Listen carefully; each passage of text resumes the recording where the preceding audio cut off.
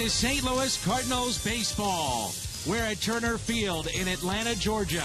It's game number 2 between the St. Louis Cardinals and the Atlanta Braves. The Braves have dropped 7 straight, and Shelby Miller sent them on their way to a loss last night in game number 1.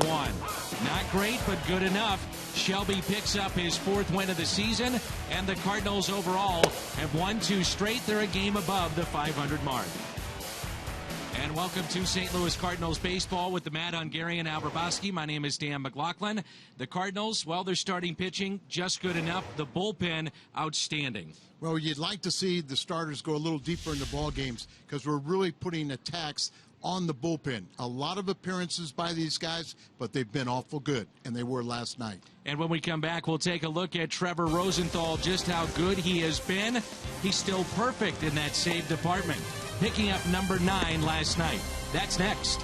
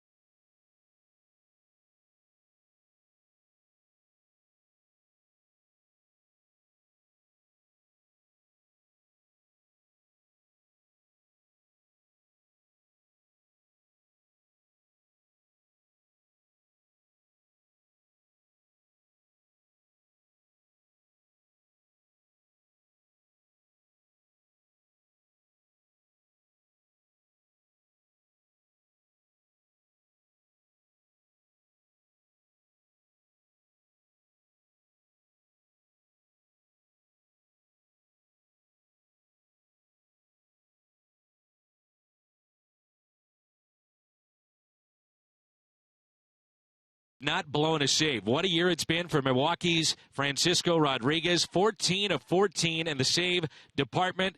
0 ERA. Sergio Romo, Houston Street. Trevor Rosenthal of the Cardinals, 9 of 9. And so is LaTroy Hawkins of Colorado. Last night, let's go pitch by pitch. The game on the line with a runner in scoring position. And all fastballs here from Trevor Rosenthal. Justin Upton would strike out 4 times last night. He's now up to 44. That leads the National League. That called third strike sealed a 4-3 win for St. Louis. They're now 2-2 on the road trip. It continues tonight here in Atlanta. A look at Johnny Peralta swinging a hot bat when we come back.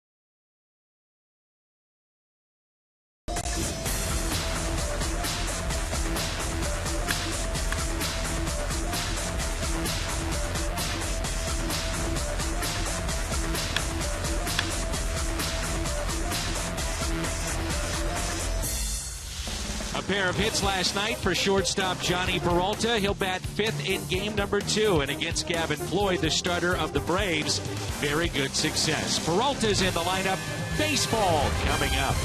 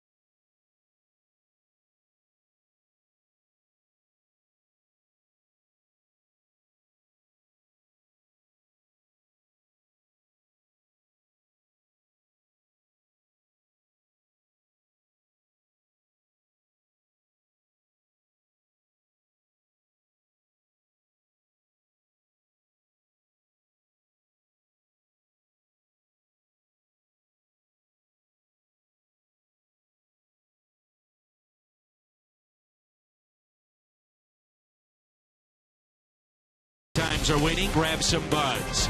It's Chevy Truck Month.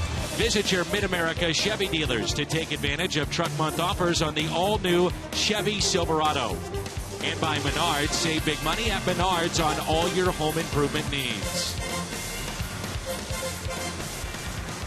Freddie Gonzalez in his 4th season at the helm of the Atlanta Braves, and his club has dropped 7 straight. And dropped out of first place in the East of the National League. Derek Lilliquist there on the left, and Mike Matheny's lineup reads like this. Here in Game 2 of this 3-game set, Matt Carpenter will lead it off, followed by Yadier Molina, Matt Holliday, then Matt Adams, the cleanup man, Johnny Peralta, Alan Craig, John Jay, Daniel Descalso, the start at second base, and the pitcher batting ninth, Tyler Lyons. A couple of home runs the last 9 games for Craig, and the Cardinals face a veteran right-hander, Gavin Floyd. Well, Gavin Floyd is coming off of Tommy John surgery. This is his 2014 debut and also his Atlanta Braves debut. He was 0-4 last year before going under the knife. Tomorrow will be the 1-year anniversary of when he had the surgery. Always noted for a very good breaking ball. He's throwing more sliders, but he always had that good curveball. He's probably on an 80-85 pitch limit, and really the Braves don't know what to expect. Look at that defense for Atlanta tonight. Around the Horn, presented by Dobbs Tire and Auto Centers. Justin Upton, B.J. Upton, and Jason Hayward in the outfield. You see Dan Uggla, he's highlighted there. 7 errors this season, tied for the second most in the National League. He's at second base. Freddie Freeman, his good buddy and teammate at first. Simmons, the Gold Glove winner last year at short. Chris Johnson is over at third. Gerald Laird, part of the 2011 World Championship team in St. Louis, is behind the plate. Tim Welke, the crew chief, is calling balls and strikes. Todd Titchener at first. Gabe Morales at second base, and Tim Timmons down at third. So the Cardinals dropped the first 2 of this road trip to Chicago. And now they've won the last 2, and it has a different feel around the ballpark when you talk to the Cardinal players. Dan, winning streaks take care of all your problems. No matter what's going wrong with the ball club, you win a few games and everything gets solved. Here's Matt Carpenter, and he looks at a strike. And then on the other side, you say, well, we've lost 7 in a row. So how do we turn this around? And Freddie Gonzalez has been through this before. Well, they keep on striking out an awful lot. Both these clubs very similar to their starts. 1 ball, 1 strike. Both getting good pitching. They're both 1 and 2 in ERA in the National League. Both of them have solid bullpens, but the hitting attack has been a little bit sketchy at best. As Carpenter looks at a ball outside, and it's 2-1. Matt Carpenter seeing a ton of pitches, but also his strikeouts have been up this year. His walks and runs scored among the league leaders. The 2-1 pitch. And Al, to further your point about what the Atlanta Braves have done, what's carried them has been their pitching. The first 24 games collectively an ERA of 1.57. And during the losing streak, it's almost at 7. The ERA, 6.35. As Carpenter bounces it to Dan Uggla. And there's 1 away. Gavin Floyd will get a lot of ground balls. His best year was with the White Sox in 2008. He was 17-8. That was his first full season in the major leagues. Gave up 30 home runs that year and had 37 successful steals against him. Really, those two numbers don't really add up to 17 wins. National League East, every team is at 500 or better and only separated by 2 games. As the Braves start a half game back of Washington tonight. Here's Yadier Molina. First pitch popped up. This is Hayward. Situation tonight, Al, if you're John Mabry, the game plan is Holiday will dig in, and you know that Floyd is on a pitch count. Do you try to go deeper into counts, or do you say, well, we don't worry about that, get a good pitch, drive it, and if we knock him out, we knock him out? And Dan, I think it's kind of a philosophical difference. Today's ball players go up there looking for the first fastball they can drive, and so it kind of works against what you're just talking about, is being patient, work the pitch count of this pitcher and try and get him out of there as soon as possible and into their bullpen. Holiday did have a hit last night. He's at 264 this year, pair of home runs, and he has driven in 18 to lead the club.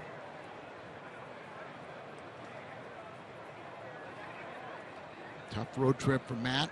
You look overall, and those are his numbers against this starter. And the 1-0 is laced into left field for a base hit. Holiday hustling out of the batter's box. And he'll stop at first base with a 2-out single. Got the breaking ball there. Took it up the middle. Only Matt's 3rd hit on the road trip.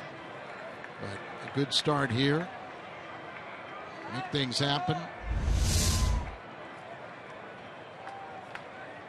Brings in Matt Adams. He leads the National League in multi-hit games.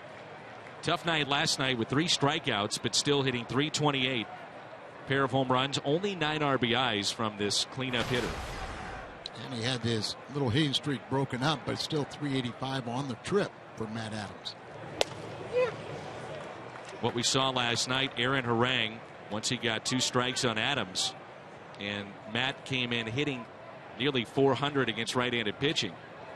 That slow breaking ball and got him out in front and struck him out. Wonder if he'll get a steady diet of those. 1 ball, 1 strike. First pitch was the breaking ball, then fastball up and away.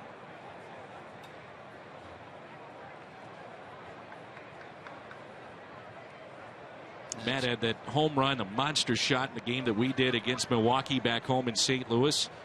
Power numbers really haven't been there, but he's hit doubles. A lot of base hits. There's the curveball again, and it's 1-2. Like you said, the only thing you really look at Matt Adams and say he's not punishing more pitchers. You know, he's not driving in the runs, but I think that all count. And he's off to another good start this year. Month of May, 5 for 13. RBI and a double. A short lead at first by Holiday. Did not go. Evens it up at 2-2. My partner tonight, the Mad Hungarian, spent a number of years here in Dixie with the Atlanta Braves after a great run in St. Louis. And hard to believe. Just seems like we moved into this ballpark, but they're going to move into a new one in 2017 and say goodbye to Turner Field. 2-2 is hit into the seats behind Adams.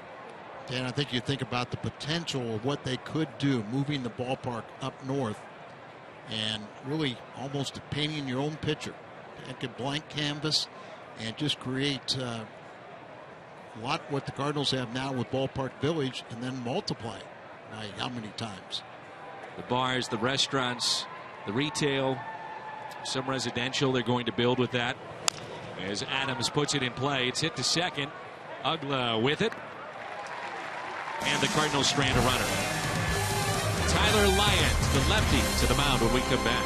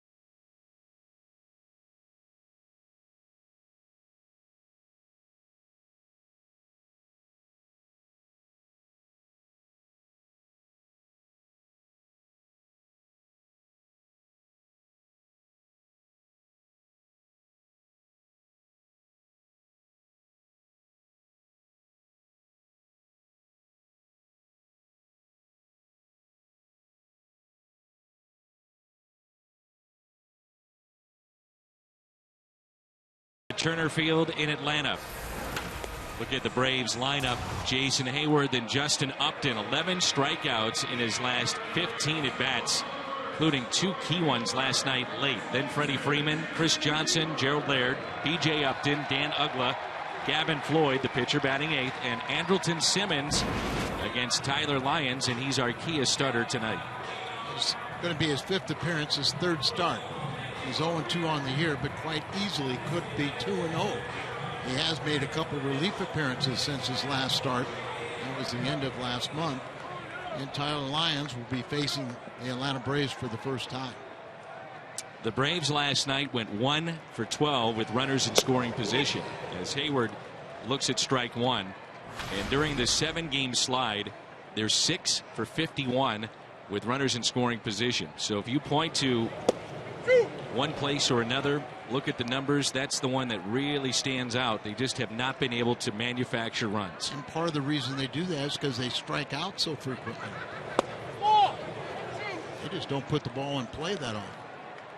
I don't know about you, but in watching Tyler Lyons, I like what I see, especially first time through a lineup or coming out of the bullpen. It seems like he gets harder as it gets hit harder as it goes along in the game, but the Cardinals love his versatility.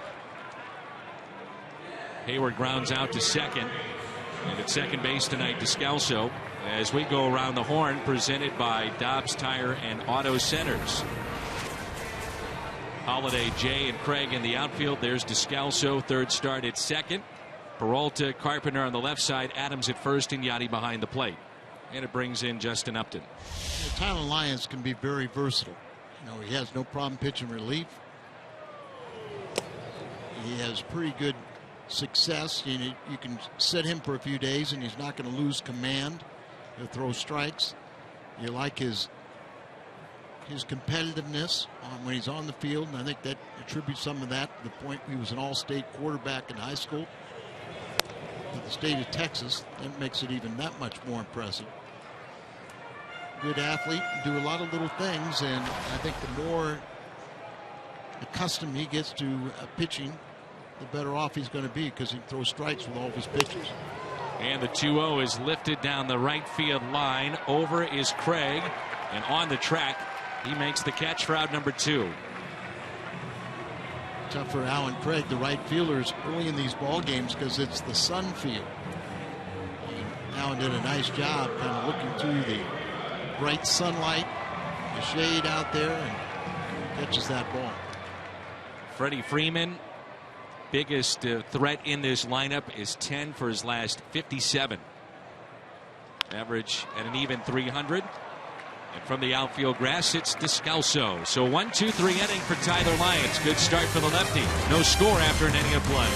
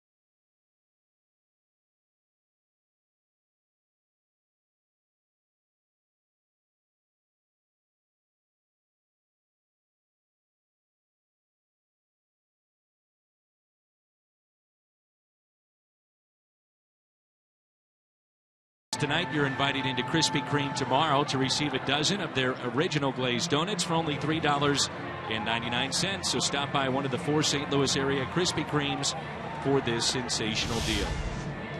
Cardinals have Peralta, Craig, and Jay here in the top of the second. And this is the first start, as Al told you, for Gavin Floyd since undergoing Tommy John surgery. First start in the big leagues. And he's filling in for Irvin Santana. Santana is being skipped because of a thumb injury that he suffered batting against the Reds back on the 25th of April. And so the Cardinals, in many ways, catch a break by not seeing a very good Irvin Santana so far this year. Roger McDowell does a great job here with the pitching staff. And now, after losing Beachy and Medlin to their second Tommy John surgeries, they felt panicked. They had to sign Santana and Harang. This ball is lifted down the left field line, and a fair ball off the bat of Peralta. And the Cardinals have their second base hit tonight. Johnny Peralta starting to heat things up a bit. A 5-game hitting streak for Peralta, and now he's 8 for 16 and a home run on this road trip. He also has success against Gavin Floyd, so that's why he's in this spot in the order. Breaking ball right down at the bottom of the strike zone, and he makes him pay. Now brings in Alan Craig, who's hitting .208. Didn't you think of Alan Craig when we saw that Wednesday game, last game in St. Louis? Busting out. He was going to take off and fly. And it's a 2-16 road trip. Can change in a hurry, though. Oh, absolutely. He's just too good of a hitter that it's only a matter of time. He was 1 for 4 last night. And he's going to break out, and there's going to be a lot of pitchers that are going to. They've been living on borrowed time, haven't they? Yeah, they have, and we've seen Craig hit around 300, come through with runners in scoring position, which has been a sore spot for him this year. I noticed even on that swing, we talked about it a little bit last night, he seems to be jumpy at the plate. Would you say that too? Yeah, and I think it's very understandable when you're struggling. You go up there and you're trying now to get 5 hits and 1 at bat. It can't happen, and you just have to go back, almost totally relax, and just kind of laugh about your start and say what we say, that somebody's going to pay for it. 1 ball, 1 strike. Line shot into shallow right. Hayward had to shade from the sun. And back to the bag at first goes Johnny Peralta. That's not an easy play at all. We talked about it with Alan Craig out there, that for a couple innings the right fielder has a tough time. You see Hayward comes in and fighting. You almost feel like you're blinded. You stab at where the last spot you think the ball's the trajectory of the ball and where it's going to land, and you hope you're right. John Jay at the plate, center fielder tonight. He's hitting .267. A short lead at first by Peralta. It's good to see Borges get a couple of hits last night. He snapped his 0 for 19. I thought even with the righty on the mound, we may see Peter Borges in the lineup tonight. With a lefty going tomorrow, you would have to assume they'll get that start. Well, it's really tough for Mike Matheny to try and figure out how to play his 3 center fielders. When do you play them? How do you keep them sharp? And that's the magical question, because if you're not playing, you can't get sharp, and yet you're trying to fix 3 guys. You're trying to take care of 3 of them, and it's all nearly impossible. 1-0 pitch now to John Jay. Also, Peter made a very good play on a ball that was hit into deep left center field. With his speed, made the play, made the catch. And the Cardinals were able to get out of an inning. And you bring up a very valuable point, though. Trying to get timing at the plate, very difficult right now for Peter Borges. Borges plays so much deeper than we're accustomed to see in a center fielder. It hurt him on one play in front of him, and it helped him on the play you're talking about in left center. Here's a 1-1. And he snapped an 0 for 19. If you missed it last night, with a check swing. That's the best way. Base hit in your the center. slump busters are usually a dribbler, some kind of little crazy hit. You make contact and you're mad at yourself, and then you say, oh, hey, wait a minute, that went through for a base hit. I'll take it. I got it. It's a line drive in the scorebook. And then the 0-2 pitch, the next at bat with runners on, he snuck it through the right side. And eventually became the game winner. A lot of people asking about Oscar Taveras, the Cardinals' top pick. GM John Mozeliak is with us on the trip as you get a look at Borges and Peralta and Neshek. The jobs that they did last night. Neshek was outstanding with a 1-2-3. Pitched the Cardinals out of trouble. There's a ground ball. Freeman fires to second. Back to the bag at first and out. It's a double play. 3-6-3 on the double play off the bat of Jay. We'll talk more about Oscar Taveras when we come back. Double play started by Freddie Freeman.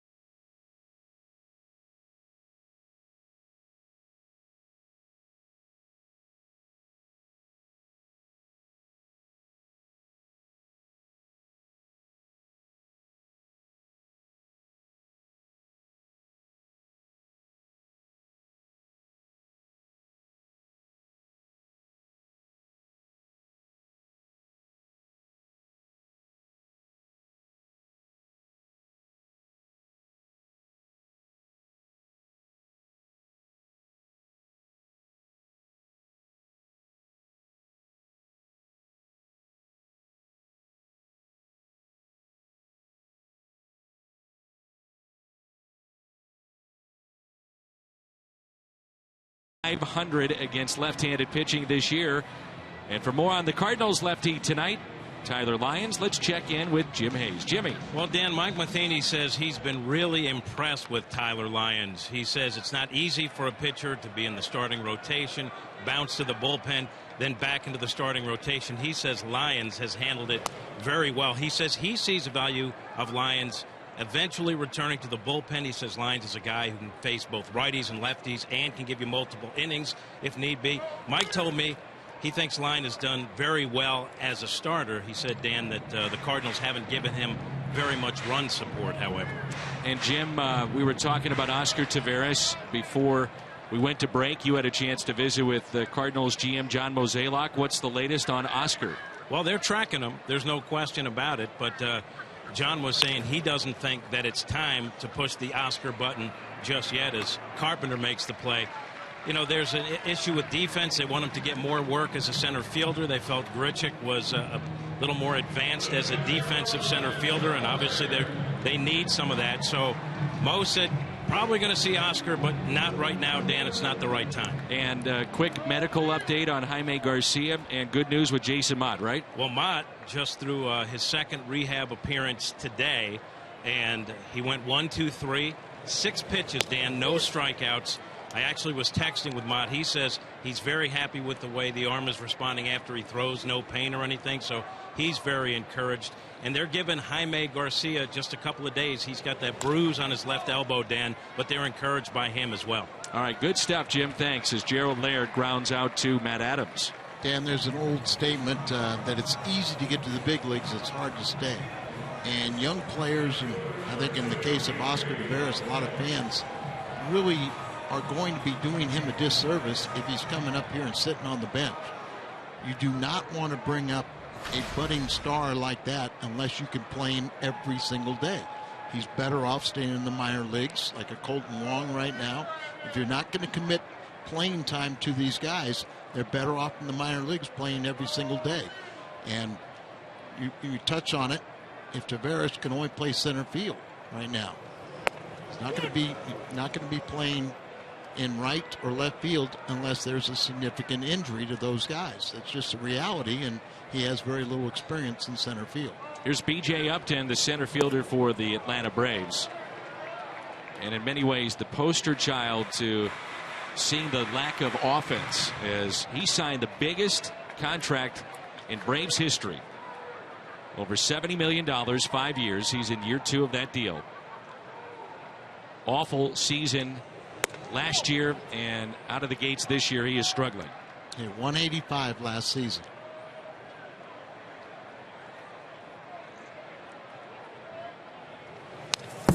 It's fouled back and went right.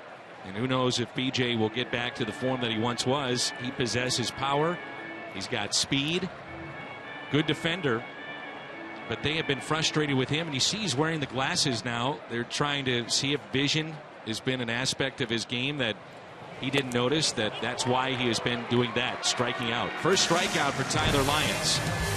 Scoreless through 2.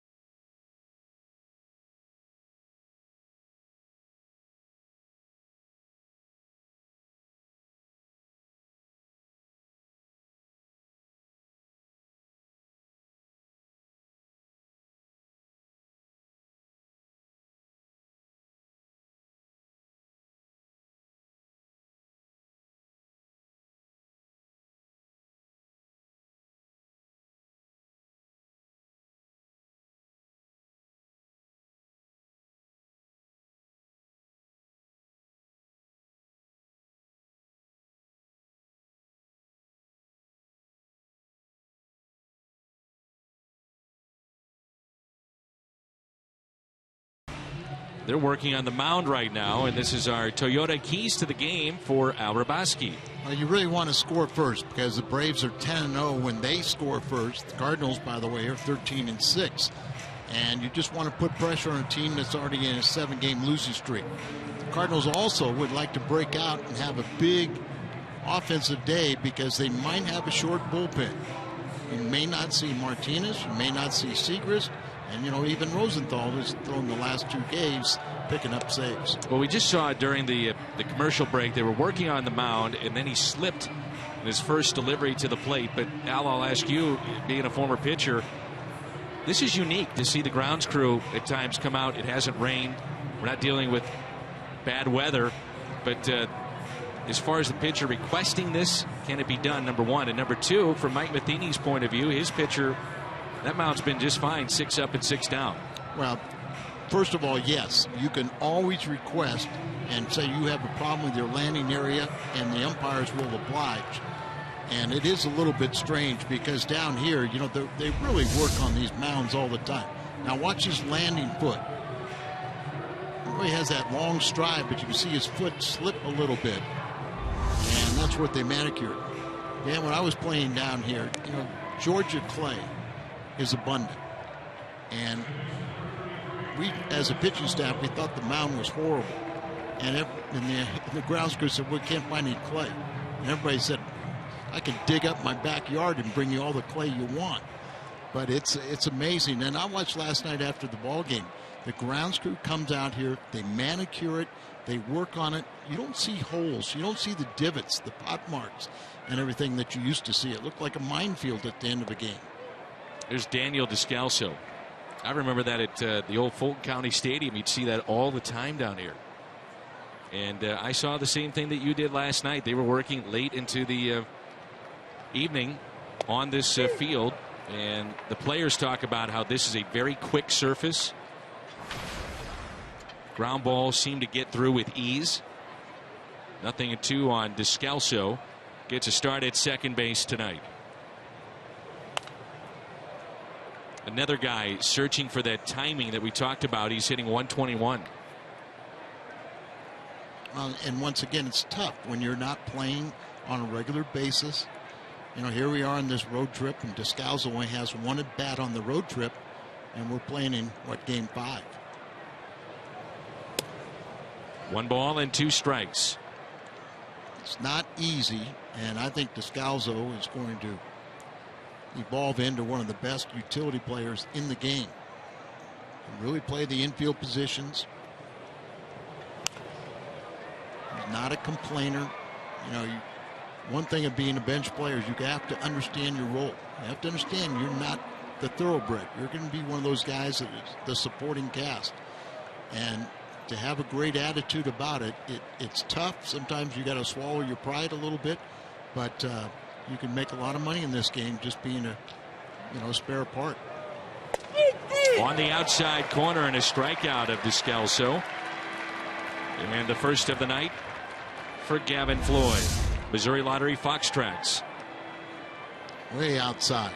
Now, why would you even swing at a pitch like that? So, you don't get many at bats, and then the umpire takes the bat out of your hands. Had an interesting conversation with Greg Walker, the Braves hitting coach. He's their number 1. Scotty Fletcher is his assistant. And he was saying with today's players that, and he was really talking a lot about his own hitting team, that they say, if you get rung up on a pitch that's outside, they don't think you did anything wrong. And he was making the point, and he talked about one of the umpires in our era that was really a pitcher's umpire that would have expansive zone. And he said he knew that he had to go out and be aggressive as a hitter, and he had to expand his strike zone because that's what the umpire was going to do. 3-0 here on Tyler Lyons. I know you have talked with Mike Shannon. I have as well.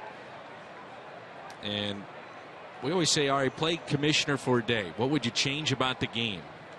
And my change, outside of taking the DH out of the game, because I do like the National League style of baseball, would be to see the strike zone called the way it's supposed to be called.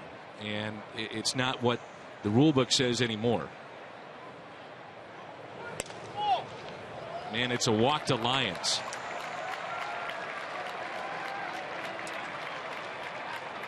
AT&T fan photo. You can tweet us your photos using the hashtag STL fan photo. AT&T bringing us our fan photo. I'm going to surprise you. Yeah. And totally agree with you. What? Call the strikes. If you want, every year they try and work on ways to speed up the play. Just call strikes. Hitters will adjust to it. And as you said, the strike zone today is so much smaller than what it is in the rule book. Play behind the runner at first. That pitch inside to Matt Carpenter. And Dan, I've seen some people say, well, the biggest problem in the game today is a byproduct of all the strikeouts is not enough runs is being scored. You know, not enough balls are being put in play. And they said if you called the regular strike zone, that wouldn't help the offense. And now Laird out to visit with his pitcher, who's fallen behind 2-0 here on Matt Carpenter. Now Floyd did make a couple of starts in the minor leagues. He had 24 innings. ERA was over 4, 1-2, 17 strikeouts and 10 walks. And that was rehab starts between Gwinnett and AA Mississippi. He made 6 minor league starts. The most he pitched there was 5 1/3 innings. So 80-85 pitches. And Carpenter picks up a base hit into right field. You're wondering about the outfield arms of the Atlanta Braves. All three are plus. Very, very good outfield arms, very strong. Carpenter is now 1 for 2. He's starting to hit the ball with greater frequency, getting better results. His last 5 games coming in today against Atlanta, he was batting .381. And he adds to that. And you know, Yadier Molina has a 7-game hitting streak, so we talked about the keys to the game. Score first. Cardinals maybe can do it now. Molina flied out to right, first time up. 1 out, runners at first and second. Mike Matheny moving Molina to the second spot in the lineup. We see him here again tonight. And with the offense not clicking, one of the guys that was hitting well was Molina, so that's why they moved him up to that second spot. I think they're trying to bunch him at the top of the order to try and generate a little bit of movement.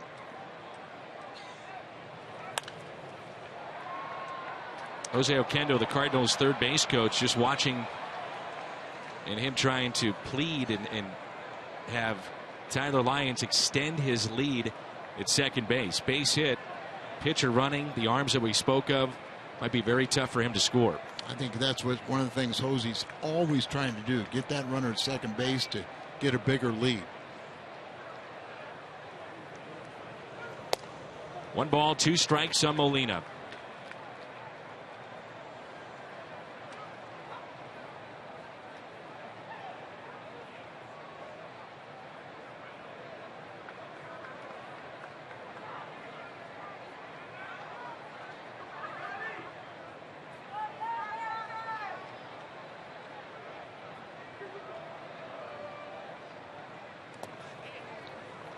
Well done there by the catcher, Gerald Laird, to keep it in front. Floyd was introduced to Adam Wainwright by a financial advisor. How about that? But said Adam has been very helpful. They've made contact at different times trying to Floyd to learn how you come out of Tommy John surgery. And the one thing Adam said is that first year it'll click for a while, but a lot of inconsistency. The 2-2 is chopped towards third. Only play for Johnson. Across the diamond to Freeman. And it looked like he would have been able to turn 2, especially with Molina running, and they only get 1 out. Yeah, I think that's just a mental mistake right there by Chris Johnson. He could have tagged Lyons, the lead runner, or with Molina running, you go and turn the double play. He's got the out right in front of him there. But more importantly, with Yadier Molina running, he has the double play to get out of the inning. But that might be a byproduct of a guy not swinging the bat well, and 7-game losing streak. You just don't have that same, you're not on your toes mentally and physically. Now it's Holiday, who singled to left. Strike one. Take another look at this play with Chris Johnson down at third. He's got, he's a step or two in front, but remember when he fielded that ball, Lyons was caught in between. He's got to go. It's a force out there. Could have tagged the lead runner or got the double play with Molina running.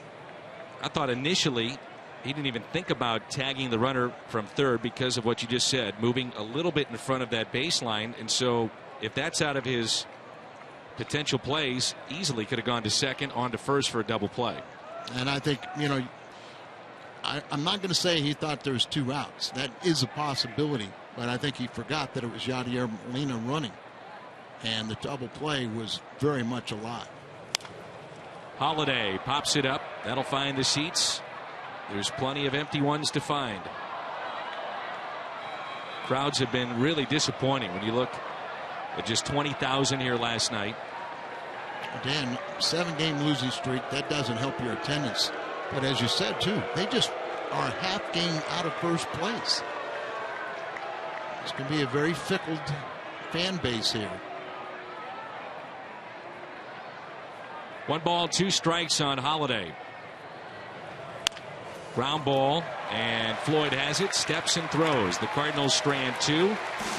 We're midway through 3, and there's no score here in Dixie.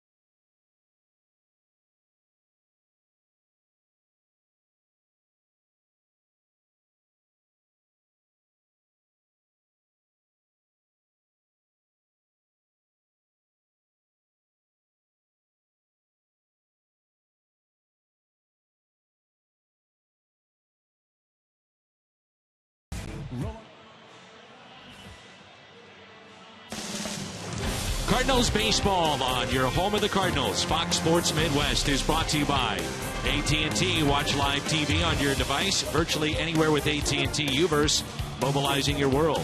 By Schnucks, your neighborhood hometown grocer for 75 years. And find a helpful servicing steel dealer near you. Visit steeldealers.com.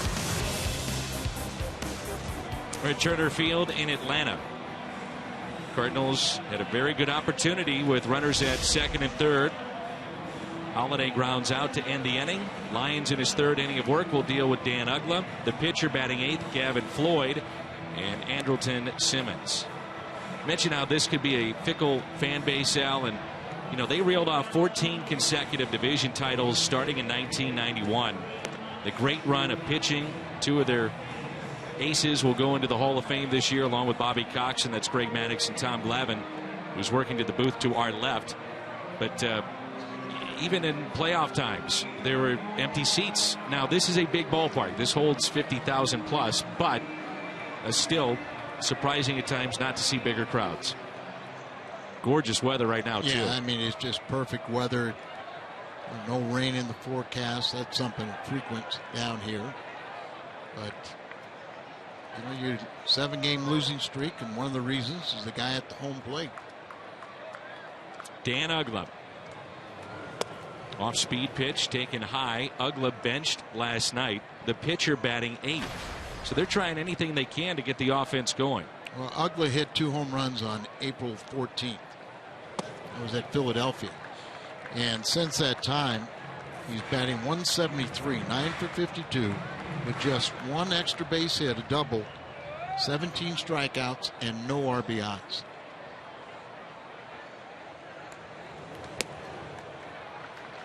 He can hit the ball at the ballpark. Uggla, one of the best Rule 5 pickups all time, and a ton of home runs, but boy, you get a lot of strikeouts. You don't get very good defense. And the shift is on here for Uggla. Only player defensively on the infield on the right side is Adams, and now moving over to Descalso with 3 balls and 1 strike. He was on the shortstop side of the bag. 3-1 pitch. Here it comes. And it's popped up. Who wants it? It's Peralta for the out. Good start here for Tyler Lyons. 7 straight. Comes back to get Uggla. You kind of come to expect this. Tyler Lyons doesn't do anything to beat himself. He goes out there and does a nice job of just worrying about getting hitters out, not worrying about the lack of offense. I believe in his first 2 starts, the Cardinals only scored 1 run for him while he was in the game. And look at the reasons why he was 0-2. But he just does a lot of things. Not, there's nothing real exceptional, but the combination of his pitches are all pretty good. I was going back and doing some numbers here with the Atlanta Braves. They have led 3 of the last 75 innings they've been a part of. 3. And 2 of the past 63. They have one of the best closers in the game. And they've had a lot of injuries to the pitching staff, but it's the pitchers who've been doing an unbelievable job. Gavin Floyd with a fly ball into right. Alan Craig under it. And there's 2 down. 9th place hitter tonight is Simmons. Draft day, it's almost here. Thursday night, the Bud Light Draft Day parties at select Buffalo Wild Wings on Thursday night. Rams players, cheerleaders, Rampage, they'll all be there. For details, head to stlouisrams.com/draft day. They haven't really talked about it much on the national shows, so I don't know if you knew that, Al, that the draft is coming up. No, but I just remember what you said yesterday. You can't wait for it to come and go. You said you were tired of hearing about it. I am tired of hearing about it.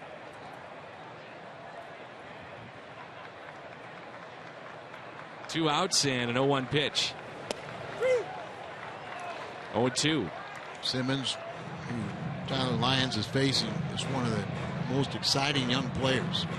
Just great defensively. He won the Gold Glove last year, and he's the recipient of the Platinum Glove. He broke the stranglehold of Molina had for that first 2 years on the Platinum.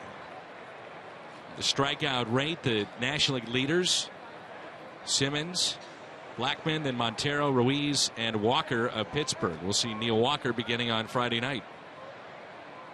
So tough to strike out, although he did strike out last night. Simmons pops this up. Molina throws the mask, and that's automatic. 9 up, 9 down. Tyler Lyons. Good work.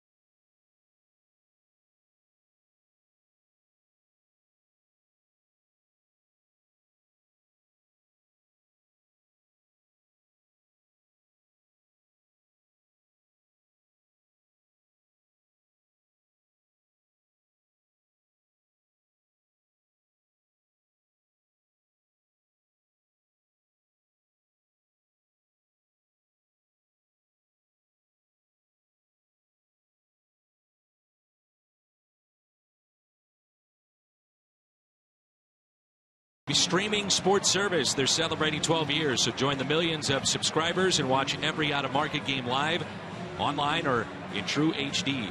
On over 400 mobile and connected devices, you can visit Cardinals.com for details. This date, baseball history, 1977, a shocker. This was sent to me on Twitter, Al. You were in a fight at Busch Stadium against the Houston Astros, and I said, "Do you remember it?" You said, without hesitation, "Oh, absolutely, I remember it." Yeah. Pretty good fight, wasn't it? Not as good as the one that we've been talking about, which is against the Cubbies, but this one against Houston. Houston was Cesar Cedeno. We were trying to help out the concessions a little bit. You know, that was the one thing. You didn't go to the bathroom. You didn't go to the concessions when I was on the mound, because there's no telling what might transpire. And you, again, started a brawl. Oh, yes. Yes, you did. And I have the article.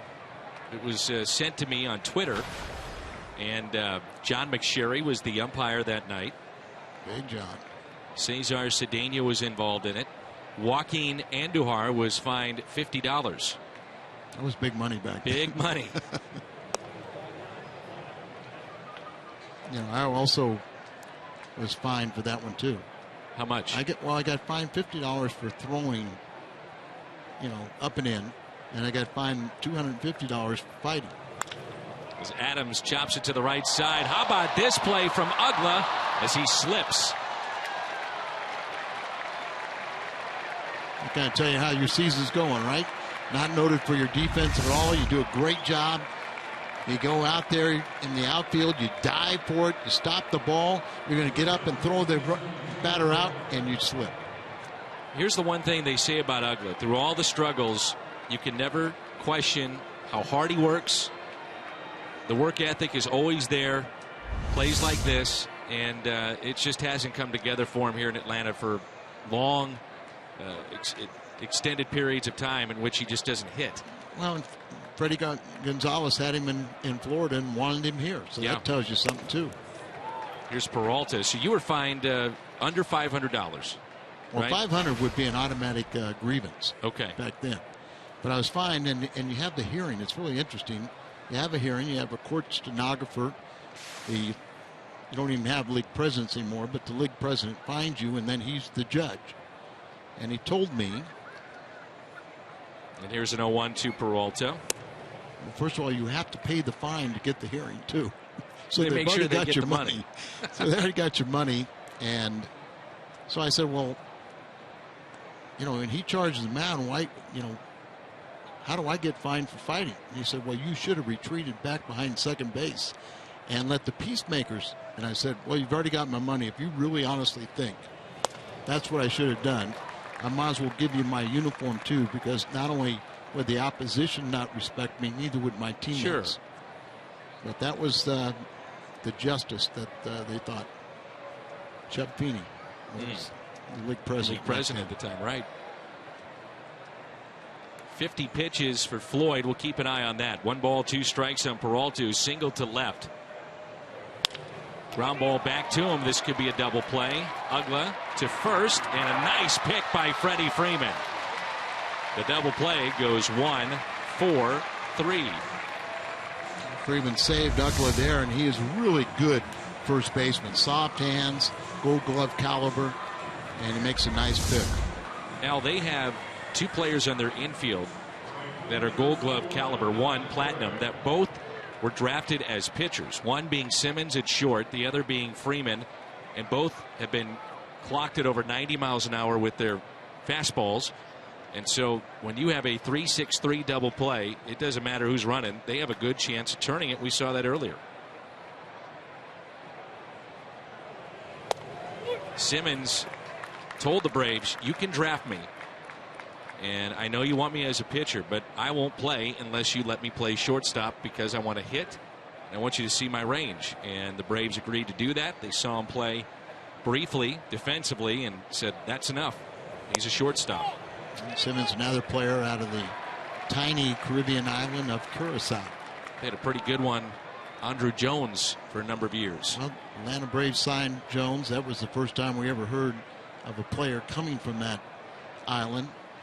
And the Braves have got good roots there. They picked up a few of them. Here's the 0-2.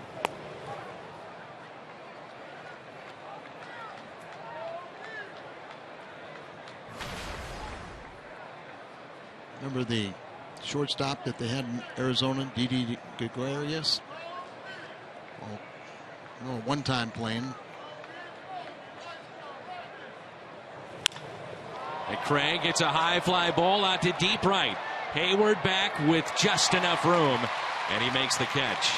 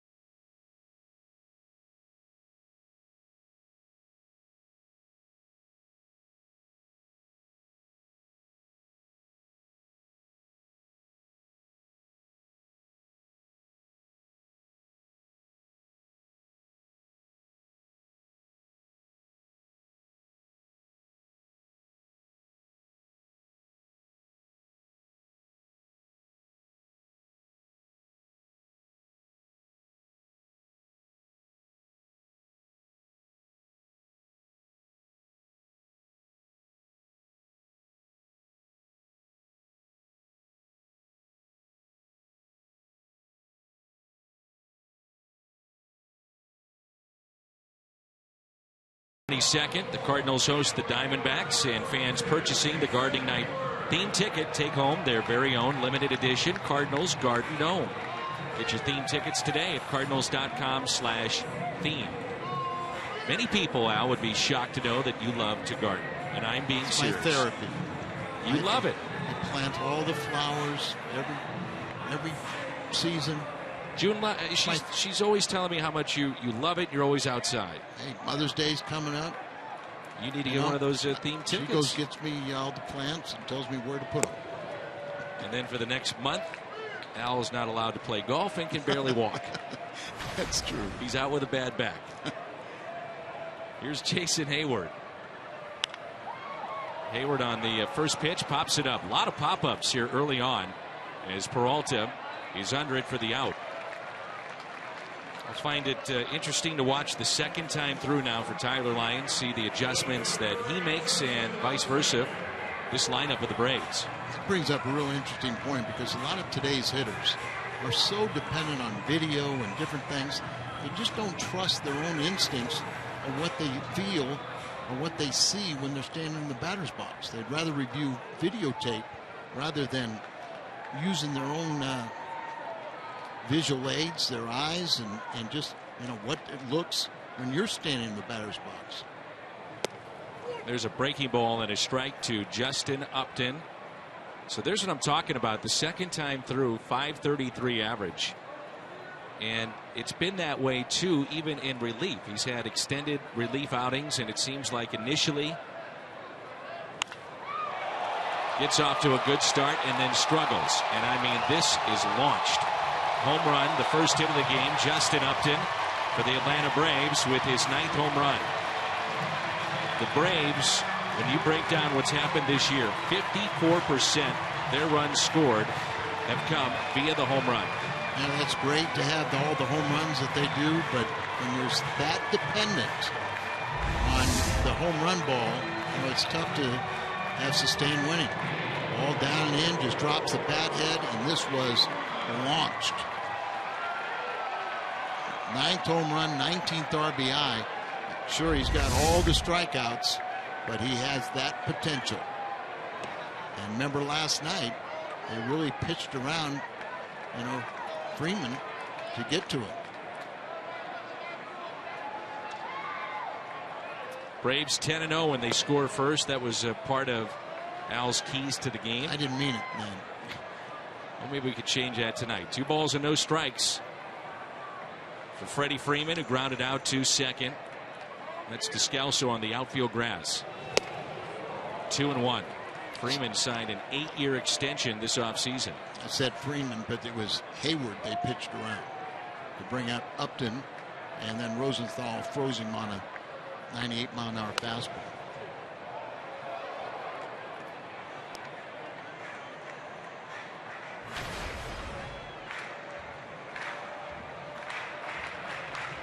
Two balls, 2 strikes.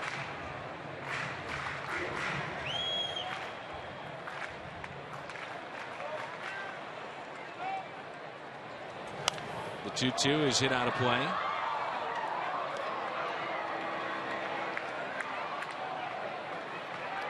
Thinking about how the truck jinxed Tyler Lyons with the first up, second time through the order, and third. When you're hitting over 500 the second time through the order, how do you get to the third?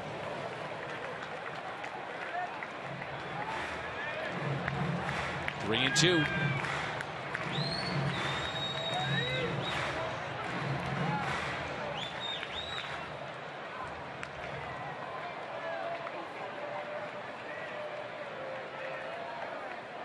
Here's a 3-2 pitch to Freeman. Hit out to deep right field, but with room is Craig. 2 outs. Saturday, MLB on Fox Sports 1, back with a doubleheader. Giants renew their rivalry with the Dodgers. Then the Indians take on the Rays, and the action starts at 2:30 Central on Fox Sports 1 and streaming live on Fox Sports Go. Clayton Kershaw comes off the disabled list and pitching tonight in Washington. And the Nationals are batting in the bottom of the 4th, 0-0, but they have a couple men on and 2 outs. Adam Wainwright has had to deal with Kershaw last couple of races for that Cy Young Award. And Adam gets the call tomorrow night as Craig comes up just a bit short. That's strike 1.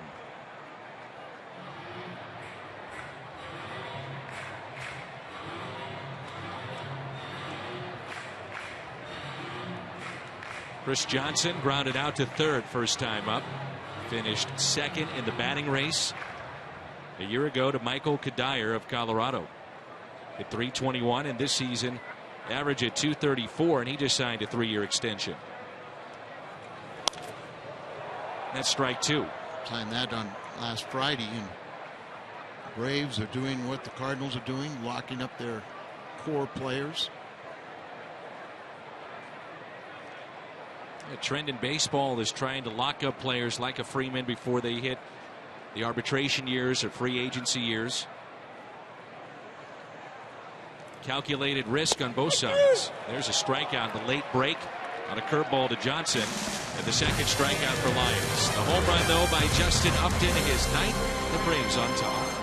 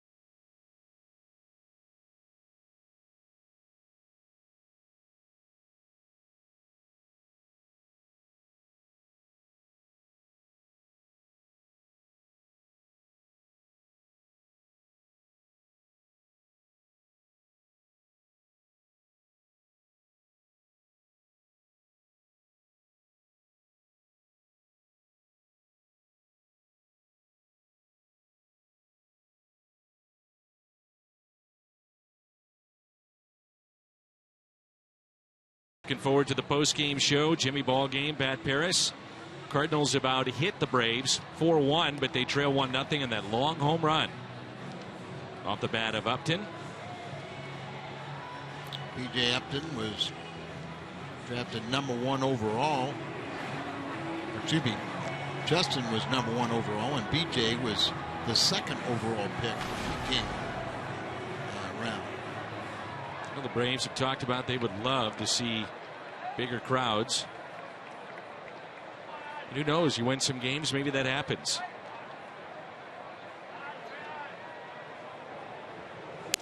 And as John Jay leads off the 5th. And away we go. Gavin Floyd, pitch count at 56. Again, coming off of Tommy John surgery, if you're just joining us, making his season debut.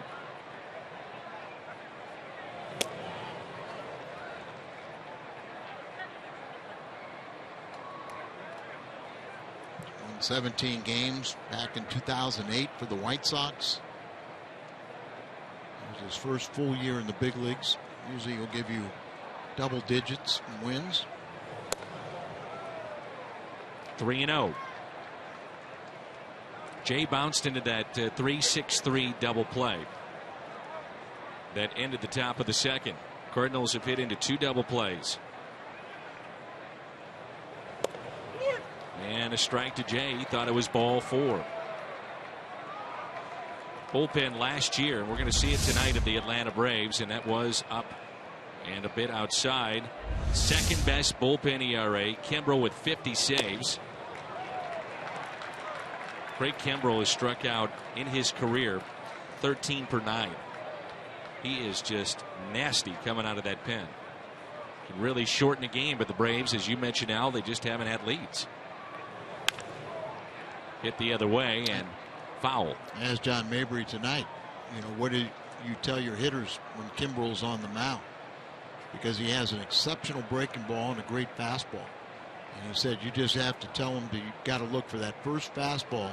It's deeper in the count, you're in trouble with the breaking ball. And a strikeout. Jay thought he walked in. Gavin Floyd comes back to strike him out. That's his 2nd strikeout tonight. You know, at that 3-0 pitch they called a strike, forces Jay to swing at that pitch up and away.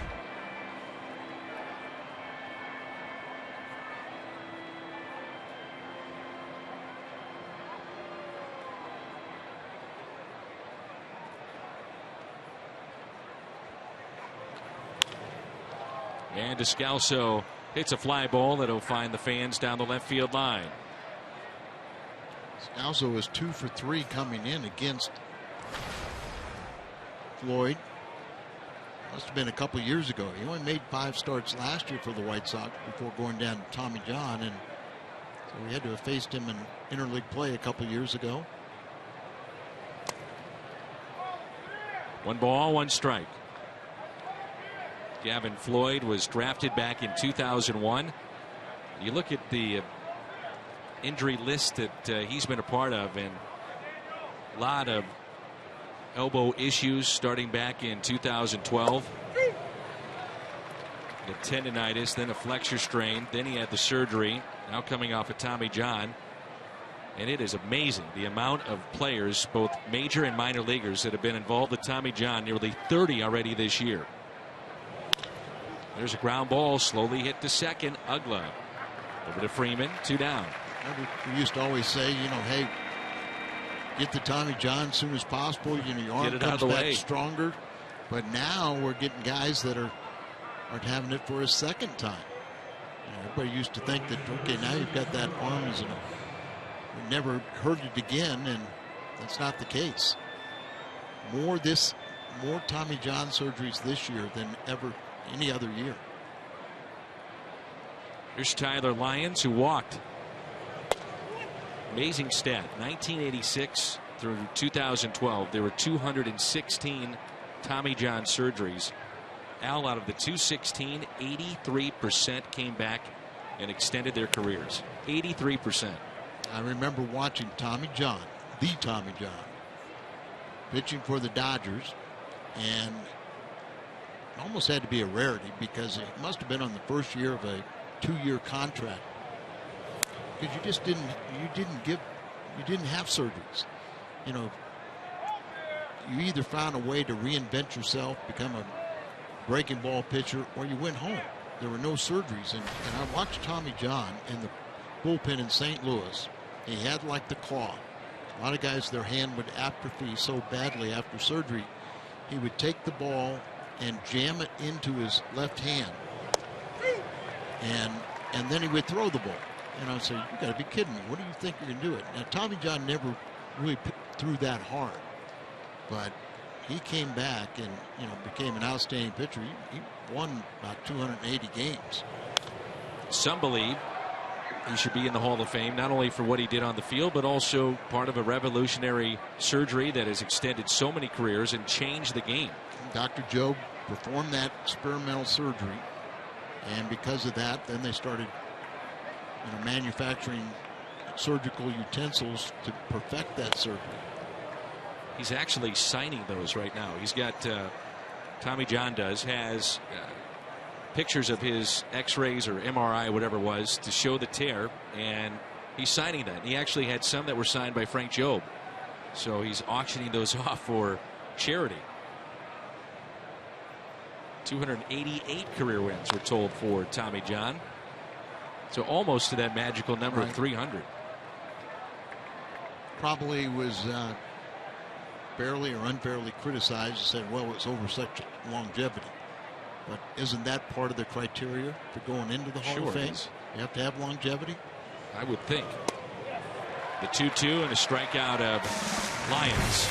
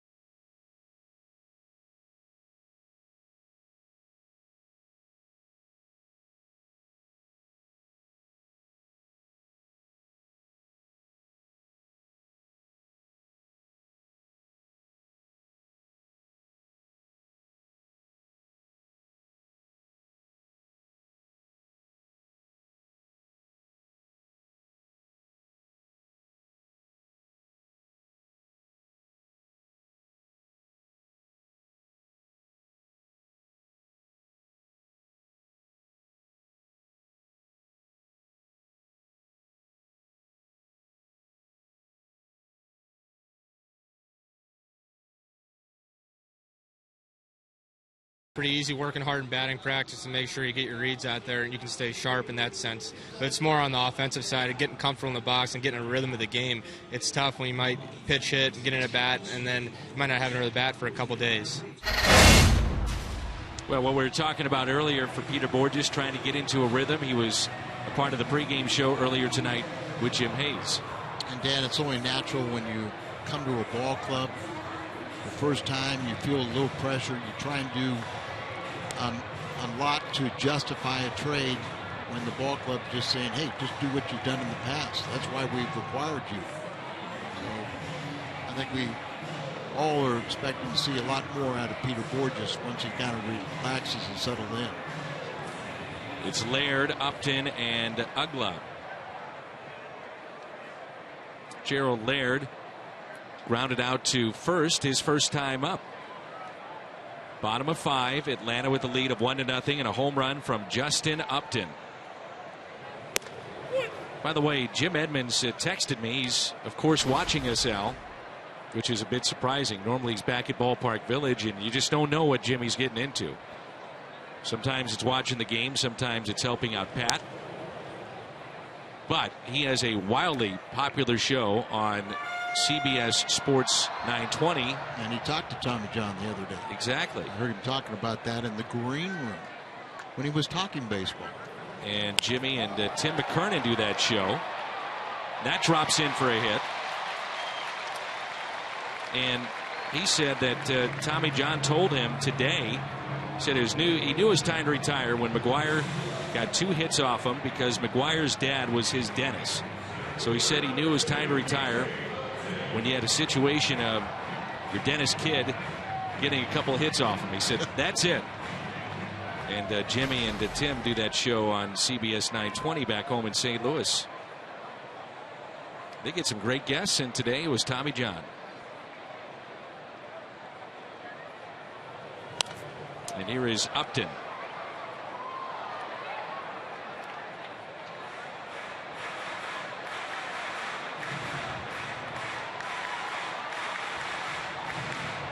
We talked to Brian Jordan, who's working on the pre and post-game shows for the Atlanta Braves, the former Cardinal and Falcon. And one of the things we were talking about is in the game today, situational hitting. And this is a good example. You're leading by a run. B.J. Upton at the plate. Now, he does have the ability to hit a home run. He struck out swinging back in the second, but just trying to advance a runner, put him in scoring position. 2 strike swings. He said right now with the Braves, you're just not seeing it. It's just over 200 with his average. Last year, his first year, it's 185 for the year. And they all have one approach, and that's swinging from the heels. That's why they've been involved in so many close ball games.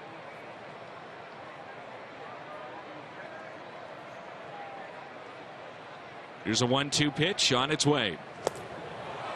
Took some off it and strikes out Upton, and some boos for BJ. 3rd strikeout for Tyler Lyons. You just kind of wonder what did he see in that pitch that made him think he could hit it.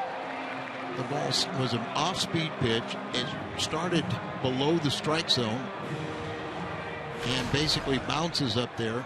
You know, where's your concentration? What do you see that you thought you were going to be able to swing it and hit that pitch? Or even, what's your game plan going into the at bat? You know, it's even better. You know, what are you trying to do? What are you trying to accomplish here? Here is Dan Uggla. And again, not to pick on B.J. Upton, this is league-wide, but certainly magnified here with the Atlanta Braves. Well, there's no doubt there's some young, tremendous pitching in the game of baseball now. And strikeouts are way up. But you bring up a good point. Hitting instructors give you a foundation. They give you a game plan. But rarely do guys follow it. And oftentimes they change it from pitch to pitch. If it's a good game plan going in, stay with it.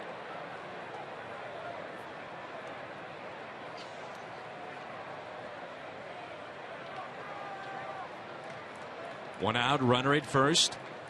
Uggla has popped out to short. Lions would love a double play here. That's pulled foul. 0-2. The Braves matched the Mets a year ago in terms of strikeouts. The Mets had set their franchise all-time record, and it was one of the biggest margins in terms of strikeouts to base hits in baseball history.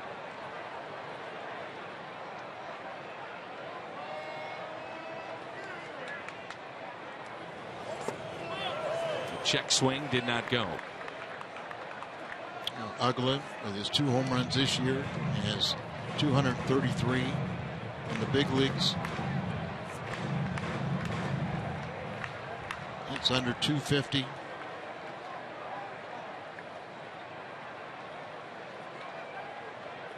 Man, 188 this year.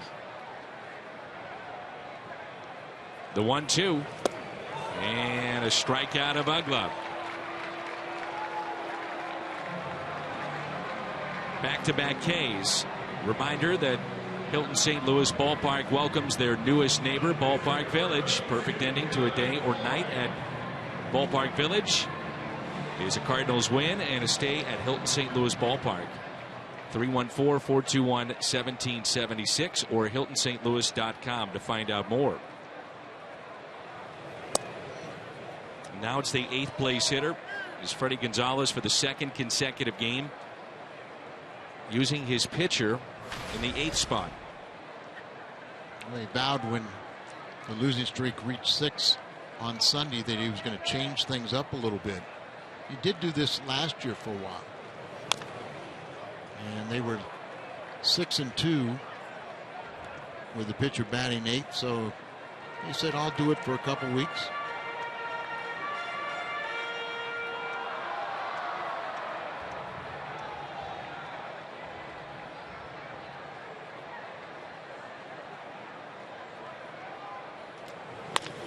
And a ground ball hit left side and off the glove of Carpenter, and everybody is safe.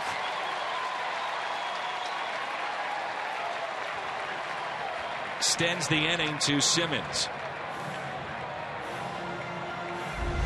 E5 on the play. Matt Carpenter early in the season was playing so well defensively, but there's another ball I'm sure he would tell you he should have made that with ease, and that is now his 7th error. We were talking about Ugla with his 7 errors was what, 2nd from the bottom? I believe so. So very uncharacteristic of the start that Carpenter's got on to defensively, playing at his natural position. Now you ask your pitcher to bail you out.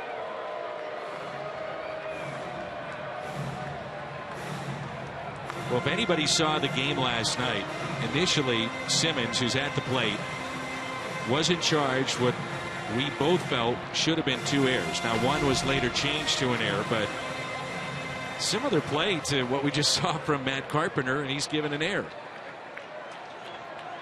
And these official scores are employed by Major League Baseball, but it's obviously a heavy bias for the home team.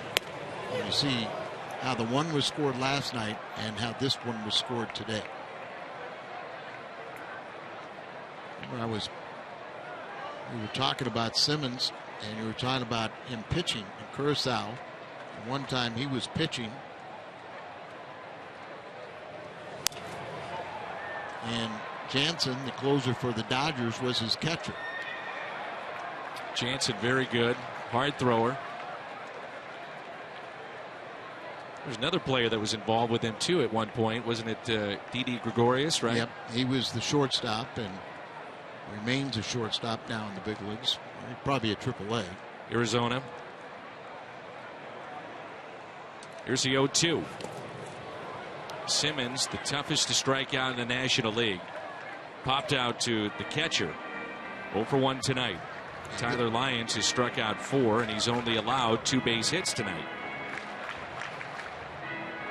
This is when you really do have to bow your neck as a pitcher. You know, Carpenter misplayed a ball. You should be out of the inning, but you've got to tell your defense that you're good enough to pitch around that mistake.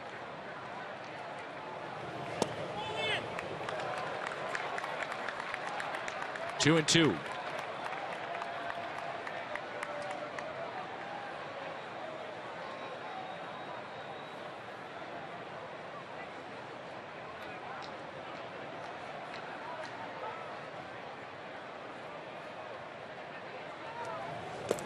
And the check swing, and he struck out.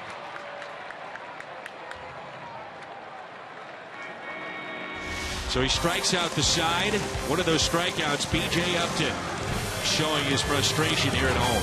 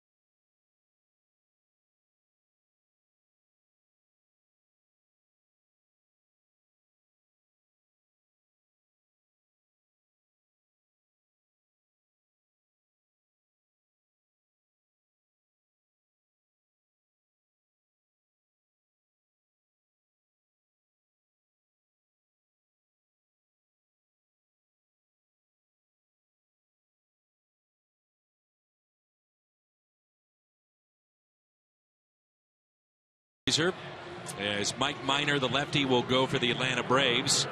Cardinals hitting just above 200 against lefties this year. Adam Wainwright, who's in the Braves system, as you well know, and then traded over to St. Louis, will get the start for the Cardinals. He is 5-2, coming off a loss against the Cubs.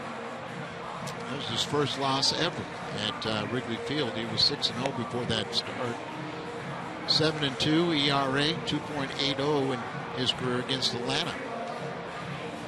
He was so free and easy up until that start. You know, it's almost, you know, it's not easy to do, but it looked so easy in spring training and in his first handful of starts. Even the game that he lost in Pittsburgh, he pitched remarkably well. And remember, they with the off day on Thursday, they skipped Tyler Lyons to let him pitch on his normal day of rest.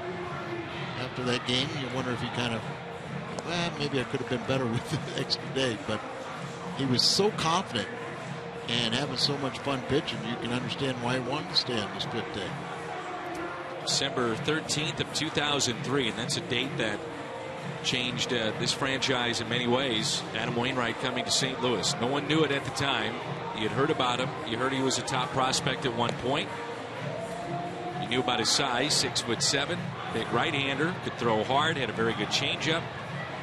We quickly found out he had an unbelievable curveball, and the rest is history. Closing out World Series and 20-win campaign, and who knows, maybe a Cy Young Award in his future. Well, he should already have at least one, but the one thing about Adam Wainwright is you can look at all the physical traits, but what's making him such a great pitcher is the mental aspects of the game.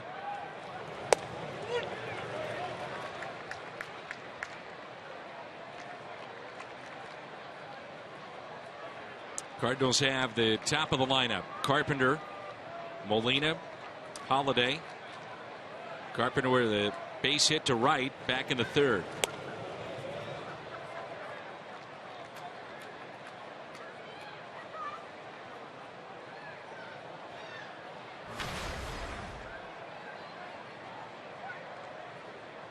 Here's a 1-1 pitch.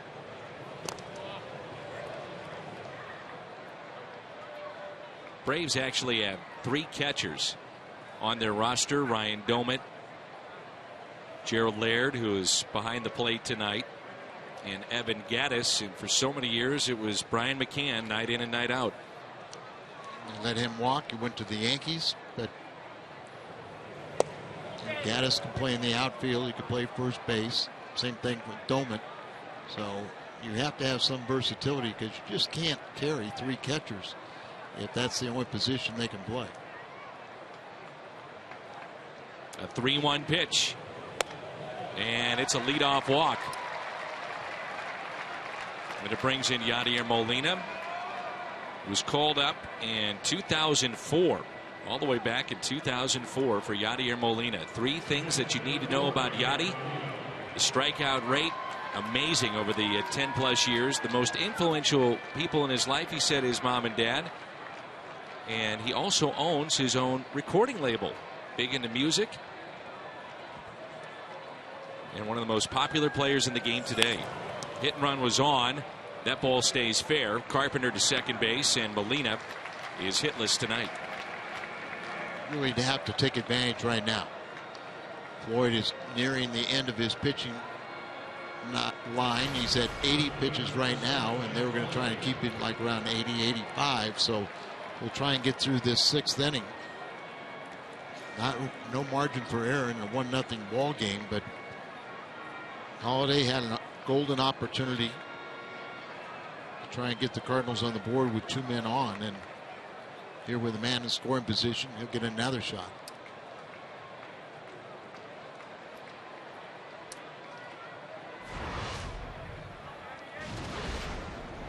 Single to left back in the 1st inning.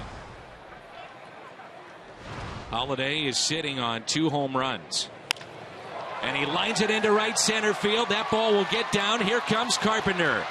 No throw from Hayward in right, and Matt Holiday picks up RBI number 19, and we're tied. It's 1-1. You got to take advantage of that situation. You've got a pitcher nearing the end of his rope, and you got the man in scoring position. Matt, 2 for 3, picks up another RBI. That's number 19. Ties the score 1-1. Even with a good throwing arm right there, because it was against the grain out in the right center, Carpenter is able to score from second base. Now can the Cardinals pile on?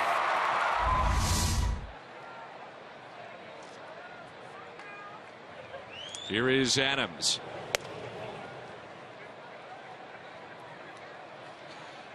Well, the Cardinals decided to start Matt Carpenter, the hit and run with Yadier Molina, grounded out to third, and that took away a potential double play. Well, it makes a lot of sense because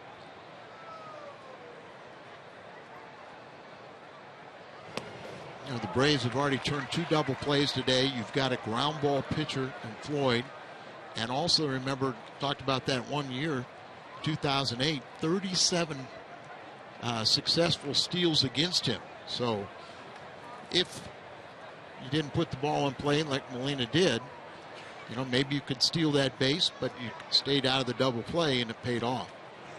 Runner goes, and Adams hits it out to left. Holiday hustles back to the bag at first, and with that, there's 2 outs. When you're sending Matt Holiday right there, that tells you that they're trying to stay out of that double play. Peralta hit into one of the double plays that was in the 4th. Also a single to left.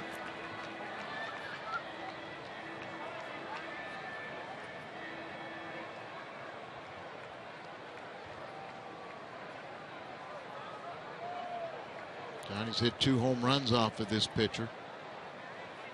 You saying number 8 is coming right here on the year? Yep. Ooh, that may have been it too. That was a pitch to hit. He's throwing 91 miles an hour. And velocity down a little bit. He's getting tired. He's at 85 pitches. First start since having Tommy John surgery a year ago tomorrow.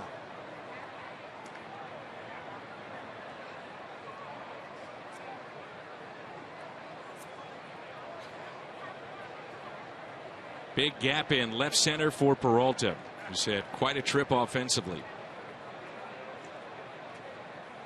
8 hits on the trip, 1 for 2 tonight. No balls and 2 strikes. Ball's up over the middle of the plate. Base hit tonight was ball down in the strike zone, a breaking ball.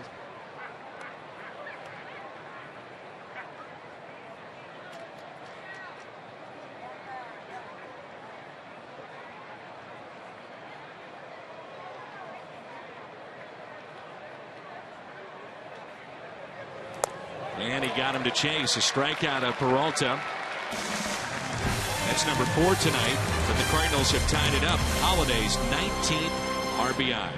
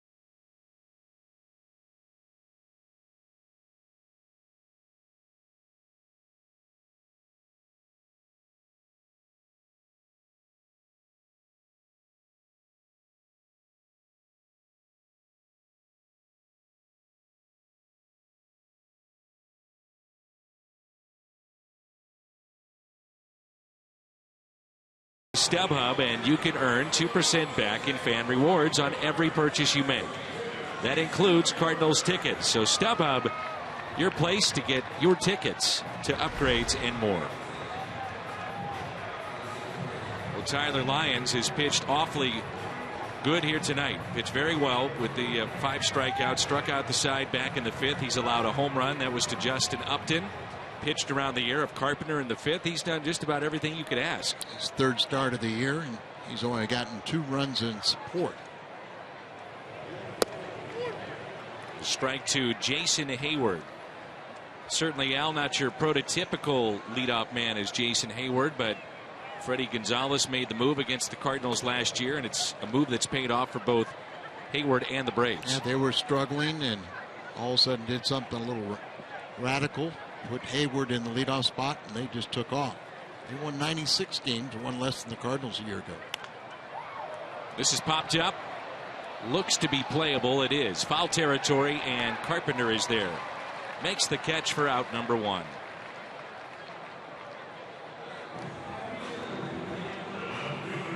Mentioned this earlier. Coming into play, 54% of their runs scored via the home run. That's since 1974, the highest percentage of runs with the home run. Cardinals in 2000. We had Houston of the 2001 season, Arizona as well, and now the 14 Atlanta Braves. It's a good breaking ball, late action there to Justin Upton. He homered. That was his 9th of the season. He's driven in 19. Change up that was down, but he was not fooled at all. Popped up again. Molina giving chase. And it's about 3 or 4 rows deep. Out of play. Nothing in 2. All right, you have a guy that's a free swinger. Tremendous power. And here's that power on display back in the 4th. The pitch that was down. So Al, 0-2. What are you coming with now later in the game? What I'm doing right now is I'm not throwing him in a strike. Got him 0-2, a free swinger, as you mentioned. He'll expand his zone. I'm not going to throw something inside where he can hit home run where they set up inside. That's one of the changes in the game today. You know, that a lot of times, in this case it was an 0-2 pitch, but a lot of times you'll see today's pitchers will throw inside when it's 3-0, 3-1, where you have to throw a strike, and then you're going to leave the ball over the middle part of the plate.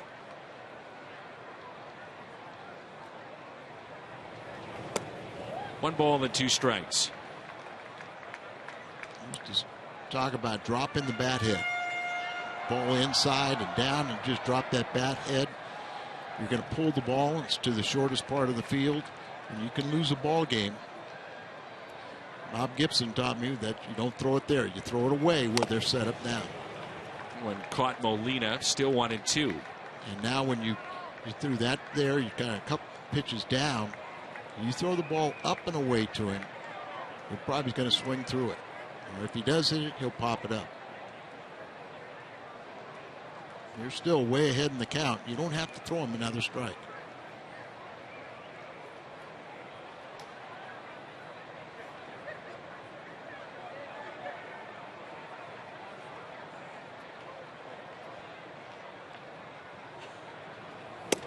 Inside, 2-2.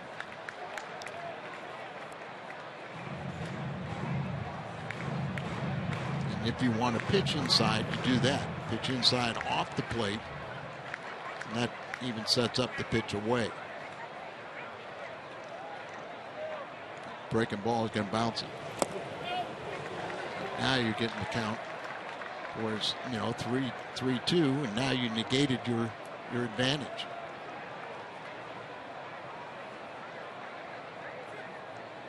Can you give him a pitch to hit here on 3-2? He could lose it. I still think you can throw the ball up and away and get him to chase. I'm with you. Maybe even bounce one. See if he go after it. Very aggressive hitter. A lot of strikeouts, as we talked about, coming into play with 42 to lead the National League. The 3-2 pitch. Pulled and foul. And, you know, it's 3-2 pitch. You got to throw a strike, so you're going to have a tendency to leave that in the middle of the plate and up a little bit. Becomes a much more hittable pitch. You know, we don't see him that often, but you just got to think about how well he hit that changeup that was down at the bottom of the strike zone. All the more reason why he threw the fastball up and away. 3-2 pitch. Down the right field line, slicing foul. Pretty good battle going on here with Upton and Lyons.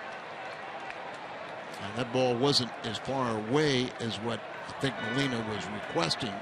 But once again, you got a full count, so you're throwing that pitch, you're trying to throw it more in the strike zone. It becomes hittable. Another pitch down that he puts pretty good wood on.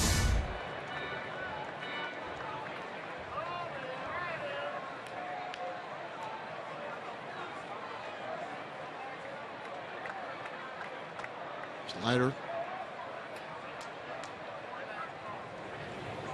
And he got him. It's a strikeout. Lyons has struck out 6, and that's 2 away in the 6th.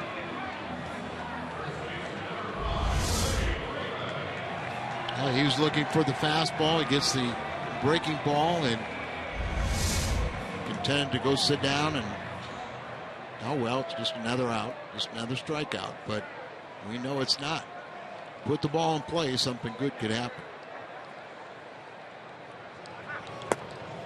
There's that slider again, taken low and away by Freeman. It's grounded out to second, also flied out to right.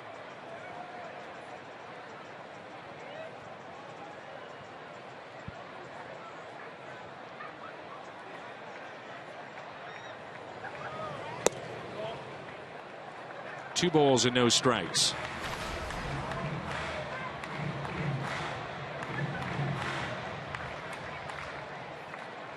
Last 7 games, the Braves have scored a total of 14 runs. 3 different games, it's been just 1 run. And a shutout in another one. We'll turn him loose, I'm sure, on 3-0.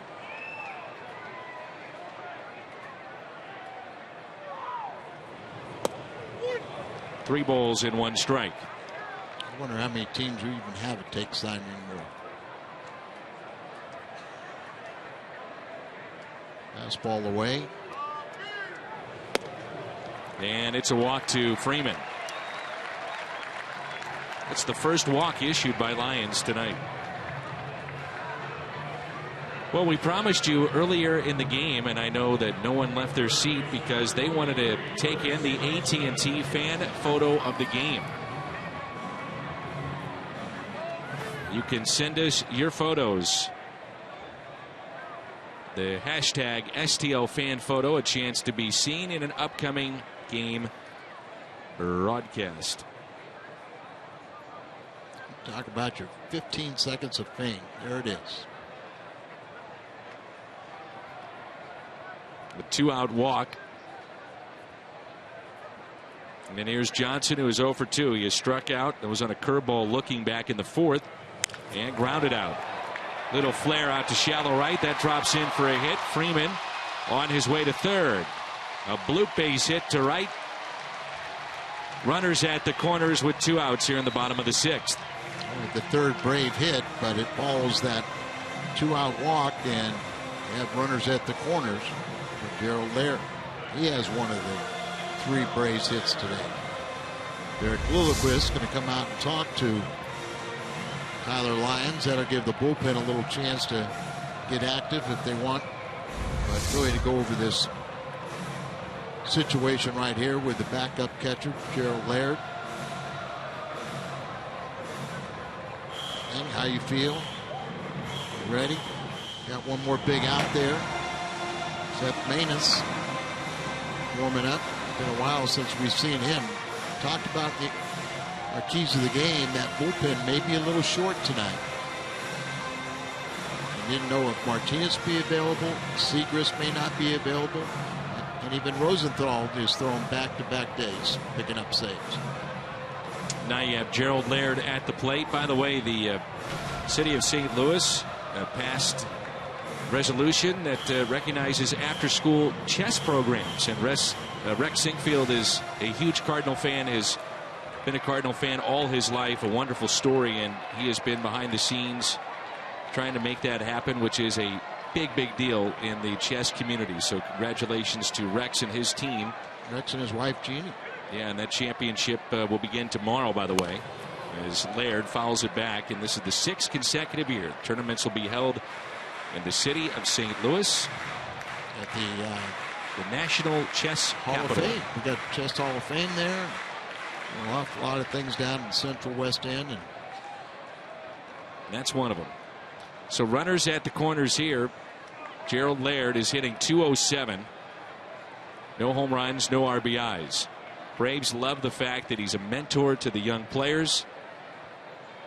Calls a good game. We saw that in St. Louis. But can he come through here?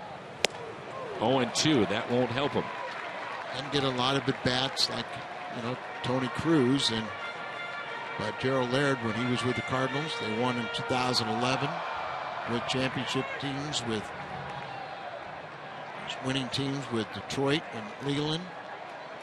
And trying to provide some of that leadership and guidance right here for the Atlanta Braves. Bounced off the plate and foul. Got him 0-2.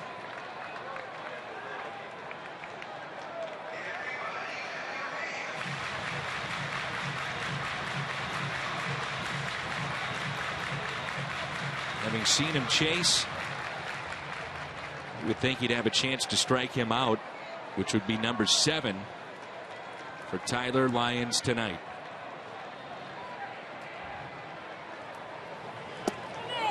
Ooh, he just missed, and it's 1-2. Very good pitch right there, and just didn't catch the break.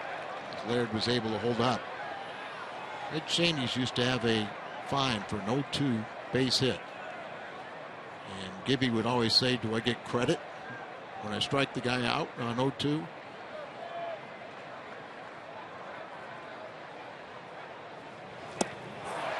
Swung on and missed. Strikeout for Lyons. 7 tonight for the Cardinals lefty.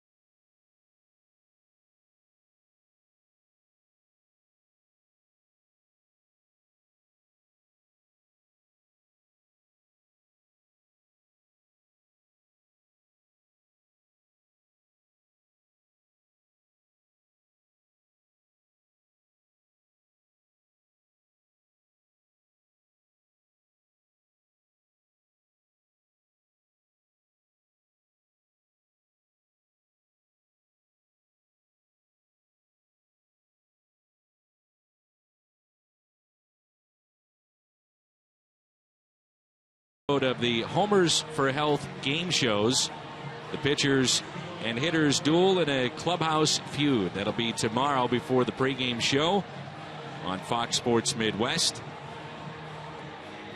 That's all to benefit SSM Cardinal Glennon and the Homers for Health initiative. We're tied up at 1-1. A little surprising, I think. Both you and I were talking off the air, coming back and seeing Gavin Floyd go back out there. Kind of caught me by surprise because Freddie Gonzalez told me basically, you're going to keep a close eye on him. Thought around that 80-85 pitch mark, but said he'd be doing it like he was making his first start of the year. Maybe Gavin Floyd's saying he feels so well that he's going to let him try and get through the 7th inning. Rex hit the ball hard twice today, and he came in 2 for 2 against this pitcher. Here we are, 7th inning. Both times he's flied to right. Cardinals about hit the Braves 5-3, and a breaking ball is taken low and away. It's Craig. And then we'll see Jay and Descalso. As you've talked about a couple of times tonight, you may have a battle of the bullpens, and a couple of those big guns for St. Louis may not be available, and that's a foul ball. Segrist and Martinez. You do have Adam Wainwright going tomorrow, who goes deep into games, and you have the off day on Thursday, but the appearances are adding up for young relievers. Segrist, I think, is up to 16, which is tops on the club.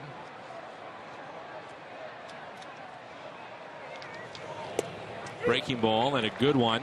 1-2. Neshek has 16, so does Martinez, and Segrist has 17. Show 13. Rosenthal at 13. So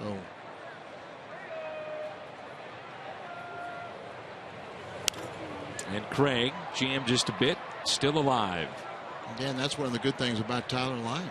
He goes 6 innings every time, and may go more tonight.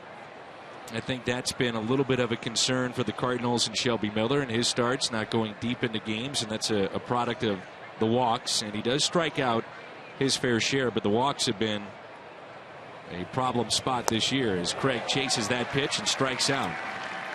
5th strikeout for Floyd. Shelby, last time was the first time he made a start that he walked under 3. And he really pitched in duress a few of those innings and couldn't get an out in the 6th inning. And the bullpen was so good that they were able to allow him to win his 4th game. Thought Neshek did an outstanding job. That inning could have got away from the Cardinals when he came in with 1st and 3rd and nobody out.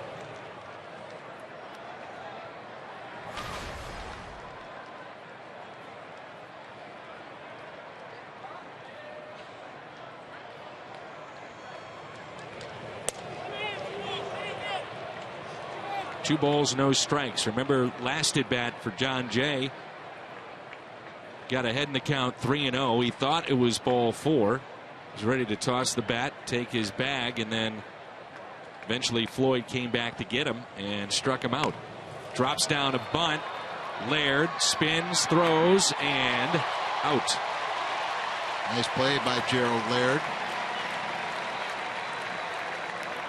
Not a bad idea by John Jay. Dropped that bunt down, took a good play to get him out. Took him one more little bounce and got a little further away from Laird. He would have had it beat out.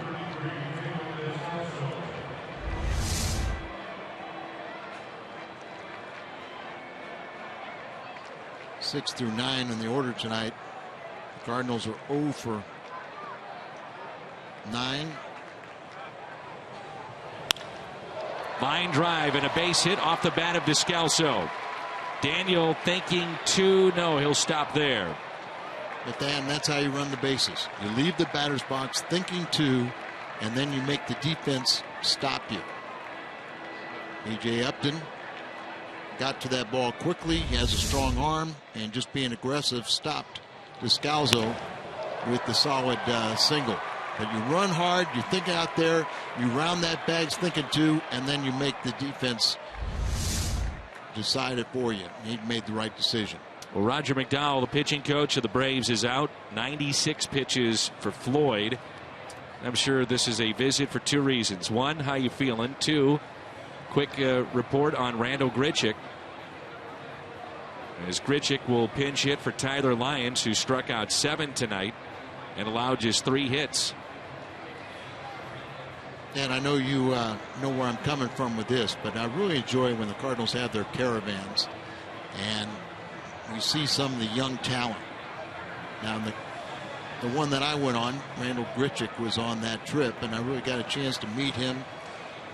Came over in the David Freese trade along with Borges and found him to be very engaging. You know, really was courteous and did an outstanding job talking to the kids and the Cardinal fans.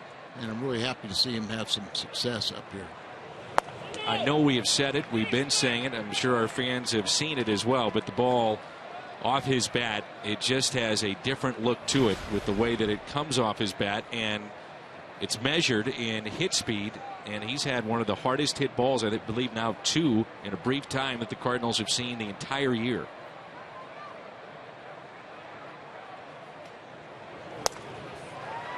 We got down to spring training, you know, right before we started the games, and you talked to Red Shandy's and you talked to the other coaches and everybody, and the one thing they said is this kid has great power.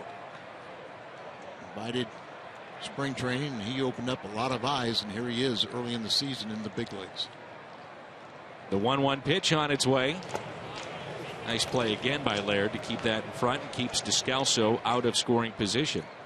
One of the keys for a backup catcher is not so much what they hit as what they do defensively. Can he catch and throw? And Gerald Laird back there. If Descalso gets a jump, you know, you have to believe that they would want, they don't want to take the bat out of Grichuk's hands, but they also know that Floyd is slow to the plate.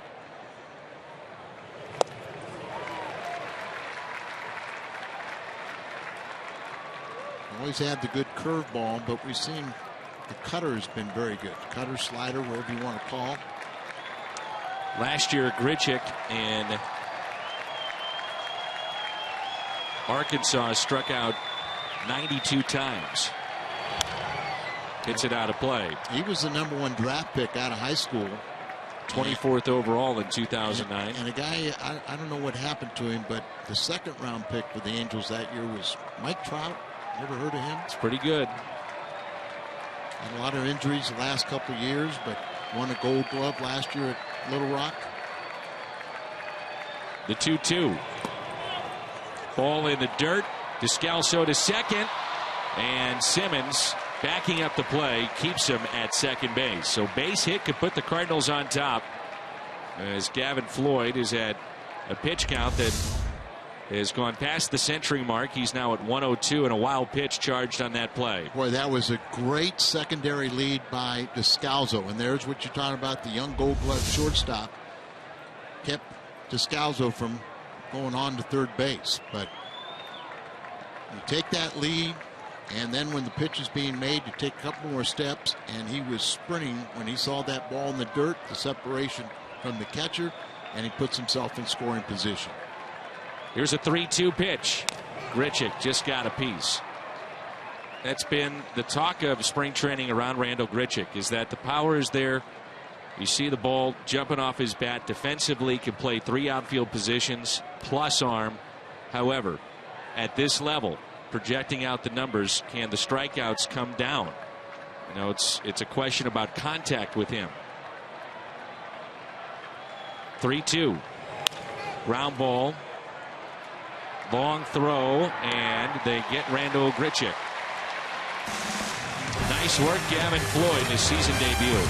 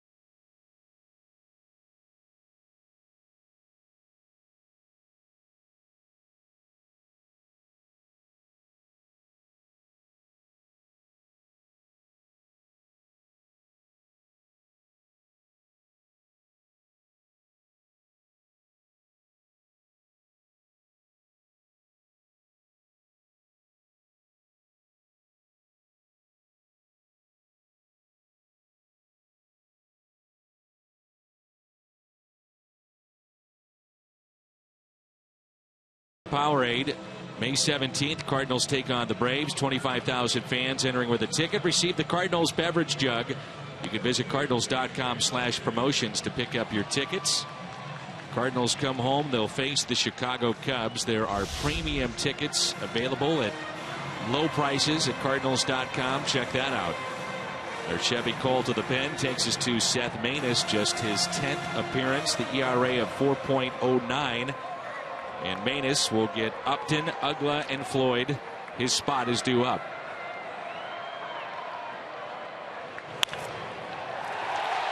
Down into the corner. B.J. Upton on his way to second base with a leadoff double. Seth Maness has not pitched since the 28th of April. And now we're starting to getting some of these ground balls, but not pitching with luck. Ball right in the middle of the plate. He just had such a great sinking fastball a year ago. He was the go-to guy with runners on base, and now he's going to have to pitch with his own runner on base. Steph's already lost a couple games this year. Didn't have a particularly good spring, but he was such a big part of the bullpen a year ago. And Jordan talking about situational hitting. At the very least, Ugla needs to advance B.J. Upton over to third base, if not drive him in.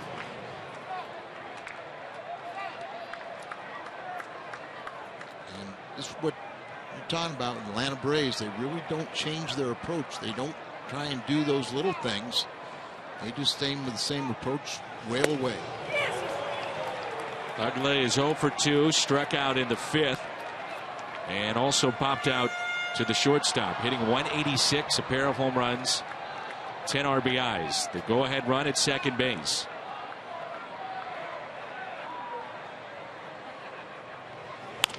There's a ground ball, and Peralta throws to first, and Ugla does not advance the runner, and some boos.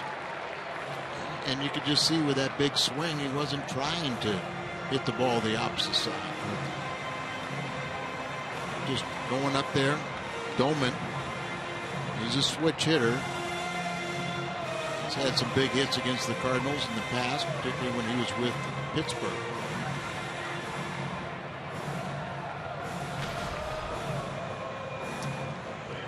Ryan Doman, 188 average, no home runs, pair of RBIs.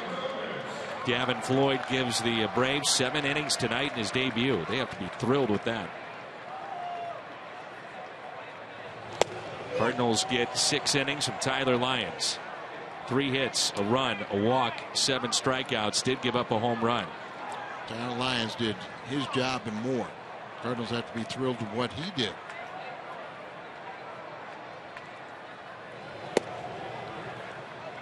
If you look at the ground ball ratio last year from Seth Maness to what he's done this year, it's not that far off. What's happening, though, and again, it's one of those things where the Cardinals look at miles per hour and the hit speed. The hit speed has been up this year, so some of those ground balls are finding holes. That's hit out of play. Well, it just doesn't have the sinking action, and his changeup was very effective a year ago, but the only way he's going to work it out is to be out there in the mound and pitching. And I'm sure we'll get him back to doing what he did last year when he induced the most double plays in the National League by a reliever. Here's a 1-2 pitch. 2-2. I think the one guy the Cardinals may go to is Rosenthal tonight if they can. I would say off limits, though, would have to be Segrist and Martinez. You see what the Braves have done with runners in scoring position first couple of nights in this series. Derek Lilliquist was pretty adamant that they wanted to stay away from Martinez, possibly Segrist.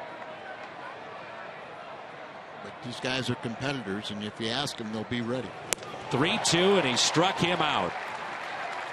So Maness, who has allowed a leadoff double to B.J. Upton, gets Ugla to ground out. Couldn't advance him now. The strikeout of Doman. that's not exactly the strength of Seth Maness throwing the ball up there, but you're so used to seeing everything down, you surprise a hitter. And when you're struggling, all you're looking for is one good outing. One good outing, and then you can build on it. Simmons 2 for 2 off the Seth.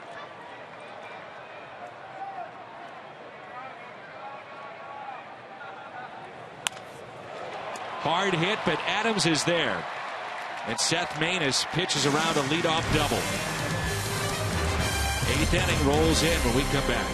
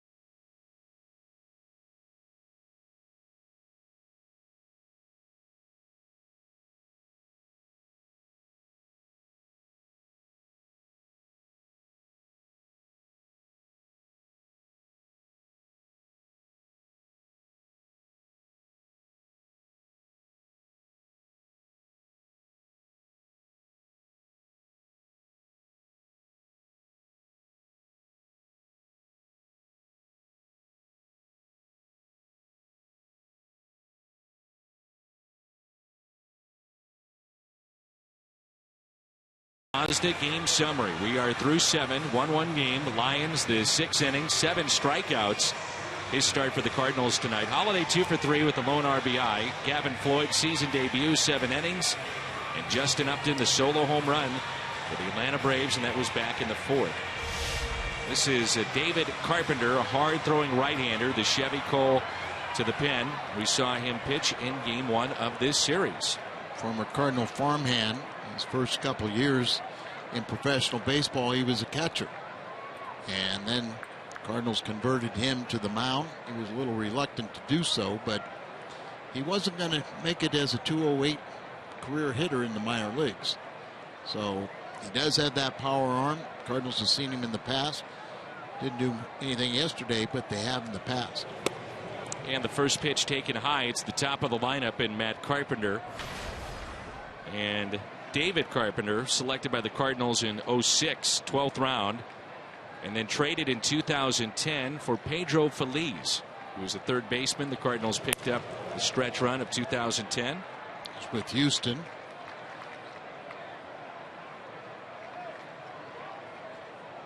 He went to Toronto, acquired by Boston, along with John Farrell, the manager. Boston released him, and then Atlanta picked him up. And boy, was he good a year ago. 56 appearances and a 1.78 ERA.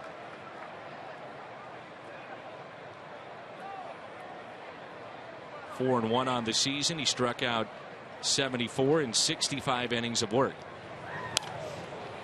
There's that 95-mile-an-hour fastball.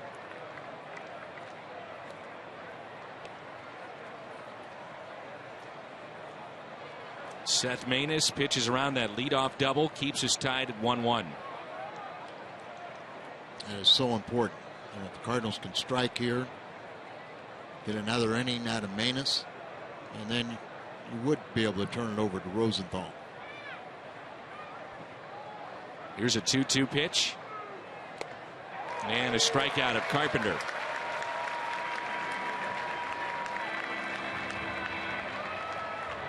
Seven innings from Gavin Floyd. Now the bullpen for the Atlanta Braves.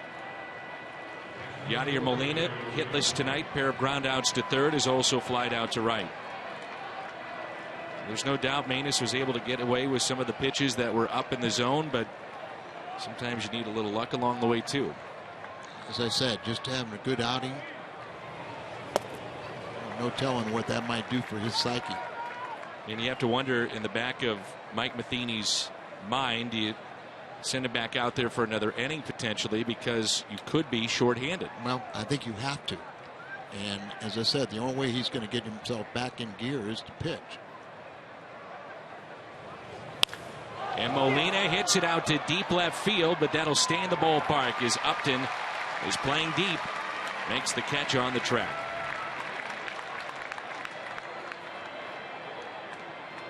BJC Healthcare difference maker as you get a look at Randy Choate. Lefty getting loose. Holiday with an RBI tonight, back in the 6th inning to tie the game. His 19th ribby this year.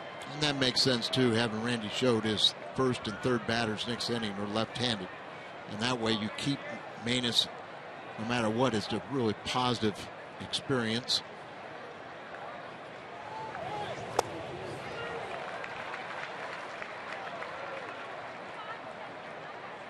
On the air tomorrow, 5:30 St. Louis time, and then off day Thursday. Cardinals wrap up the road trip in Pittsburgh.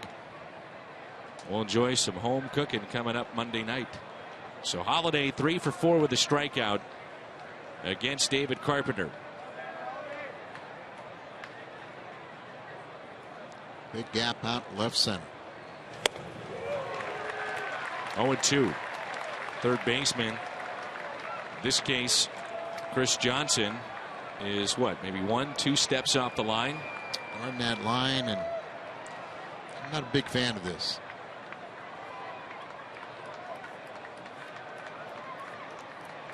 Give up a base hit, but don't give up an extra base hit. You can see there, Laird wanted it up.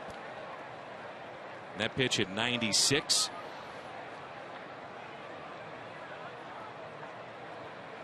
Carpenter does have a decent off-speed pitch, so he's got that fastball, keep the hitters honest.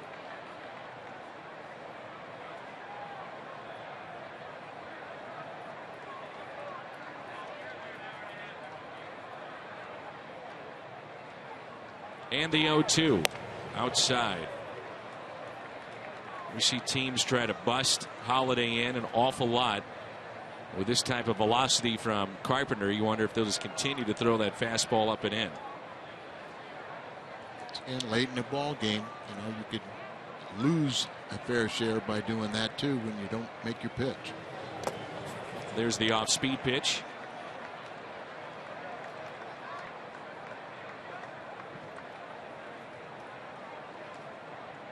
Two balls, two strikes.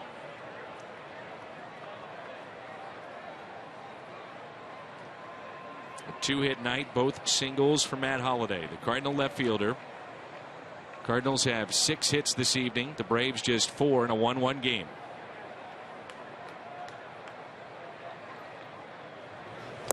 And he got him to chase. A strikeout, 2 in the inning for Carpenter.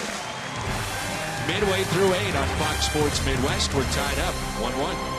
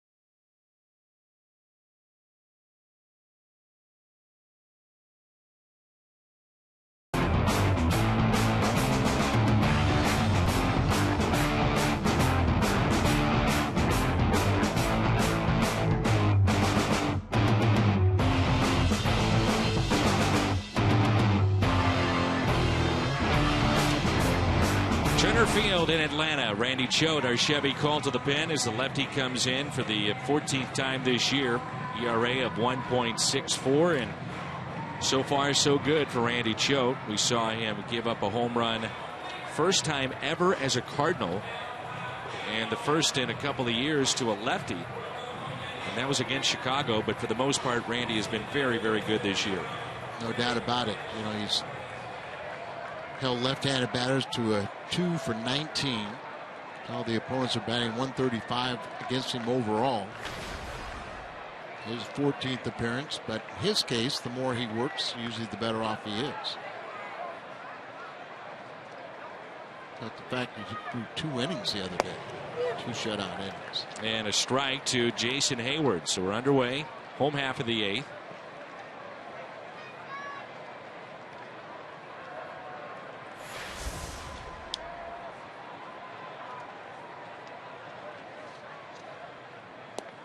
Good slider. 0-2. So Manus comes away unscathed.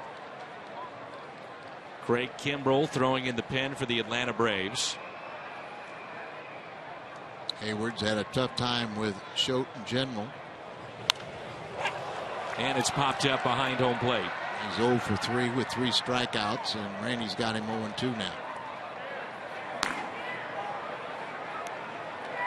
The one thing about Kimbrell, he's one of the best in the game today. And hard to even just put the ball in play against him. But if you can get past him, the Cardinals can mount a comeback, or get a lead.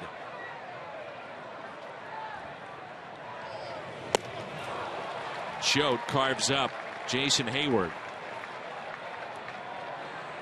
Against Randy Choate, Hayward now 0 for 4 with 4 strikeouts. See Molina set up way outside and just perfectly places that ball right where Yadier wanted it and right where Hayward couldn't reach it. You get a guy like 6'5" and great wingspan, and he can't reach that pitch out there, and he's swinging at it, you're in pretty good shape.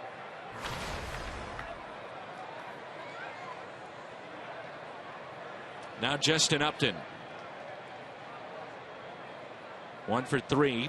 Home run back in the 4th. 84-mile-an-hour pitch in there for a strike.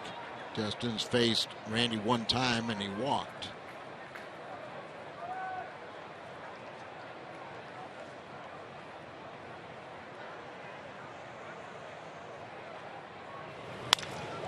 Up the middle and a base hit. 1-out hit for Justin Upton, and he represents the go-ahead run. This copyrighted telecast is presented by the authority of the St. Louis Cardinals and may not be reproduced or retransmitted in any form. And the accounts and descriptions of this game may not be disseminated without the express written consent of the St. Louis Cardinals. Along with the Matt Hungarian, Al Raboski, Jim Hayes, Dan McLaughlin with you and our Fox Sports Midwest crew. Freddie Freeman 0 for 5 with a walk, a hit batter, and 4 strikeouts against Randy Choate. He has walked, he has grounded out and flied out tonight. First pitch to him. In on his hands, and that's strike 1. We have Chris Johnson and Gerald Laird potentially coming up after Freddie Freeman, and you wonder if, depending on the situation, what Mike Matheny would do. Would he keep in Choate or go back to his pen? And Pat Neshek was up and throwing. I think he has great confidence in both the veterans, Choate and Neshek.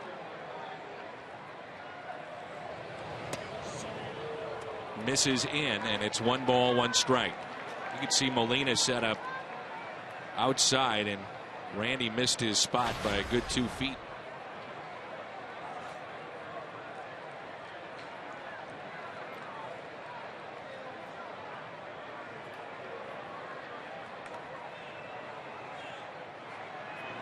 Been a scoring change in this game on the error that was charged to Carpenter off the bat of Gavin Floyd in the 5th.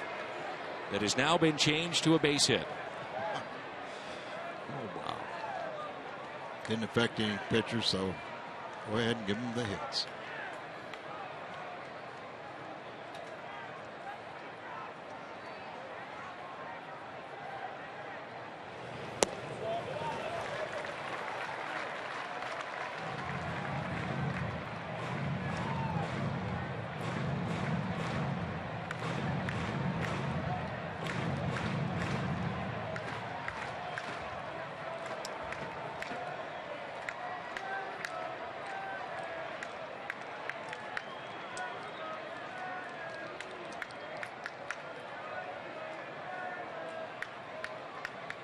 2-1 pitch to Freeman.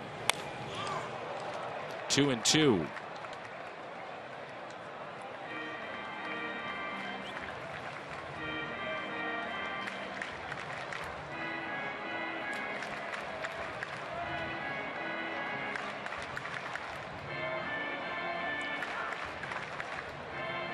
Freeman, they're probably their most dangerous hitter.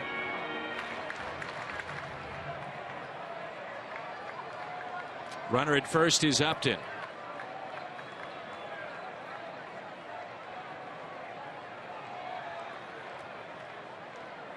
The 2-2.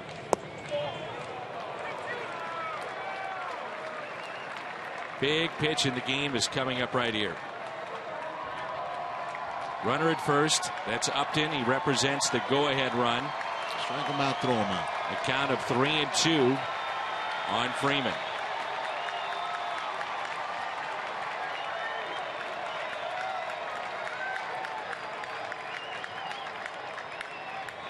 Not running and foul back.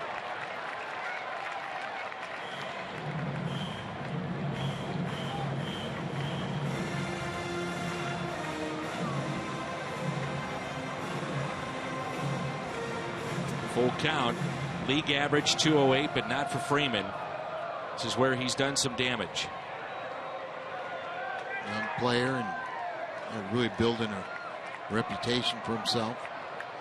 Finished 5th last year in the MVP balloting. 3-2. We'll do it again.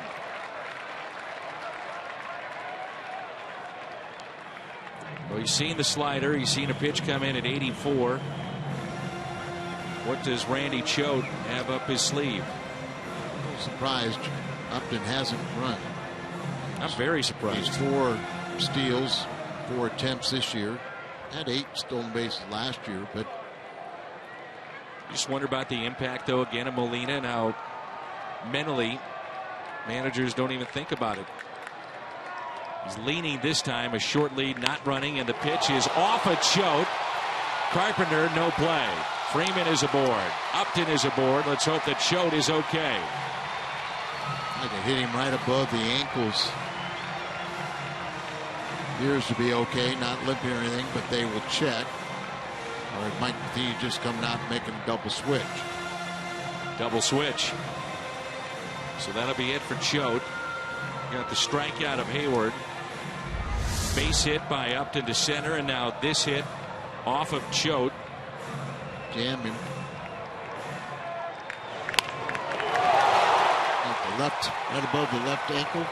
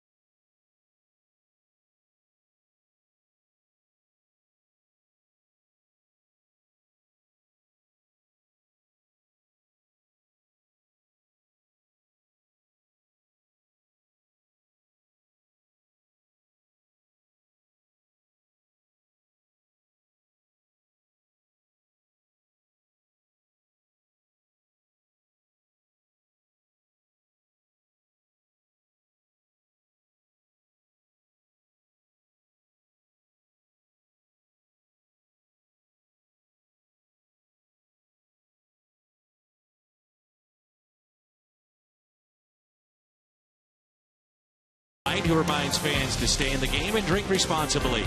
And by Ford, the official cars and trucks of the St. Louis Cardinals. Interesting move by Mike Matheny. It is a double switch. And the player that's coming out of the game, along with Randy Choate, Matt Holliday, in a 1-1 game on the road. Cardinals have Pat Neshek, who takes over. Our Chevy Cole to the pen. Outstanding start to his season. As Peter Borges is in for St. Louis. Peter. He's in center, and then Jay goes from center to right, and Alan Craig moves from right to left. And here is Chris Johnson. Well, if Neshek does his job, then we'll see if Holliday's spot in the order comes up. But Kimball lurking down there in that bullpen, the Cardinals are going to be challenged to try and score a run. Defensively, he may have gotten a little better. But I'll tell you what, Holliday, who has not been battling injuries like in the past, has shown, number one, a better arm, and also getting to more balls this year than he was a year ago. And you would think that that bat, if it came to his spot, certainly could do some damage. He's got the only RBI tonight for the Cardinals. Made the last out, and leave yourself open when that spot comes up. Big gap in left center, and that's hit out of play. I agree with you about Matt Holliday's defense. Moving very well. Made a lot of nice plays around the foul territory. And we've seen him go into left center and haul in some pretty good drives. Cardinals using their third reliever tonight. It's been Manus, Choate, now Neshek.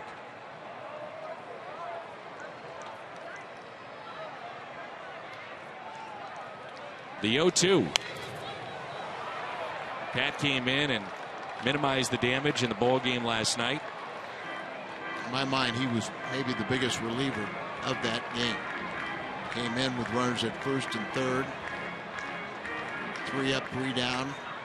Did allow the runner at third to score on a sac fly, but that inning could have gotten away from the Cardinals. And by the good relief work that he made, they were able to pull it out. Here's the 0-2.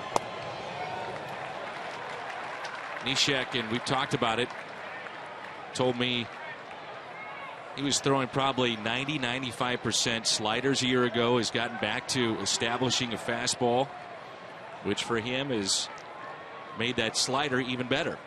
Well, he was throwing at such a rate that he never could maintain velocity on his fastball. There's the fastball, and there's a called ball 2. Post pitch right there. As Johnson lay off it, it is outside, but be tempted to swing at that pitch.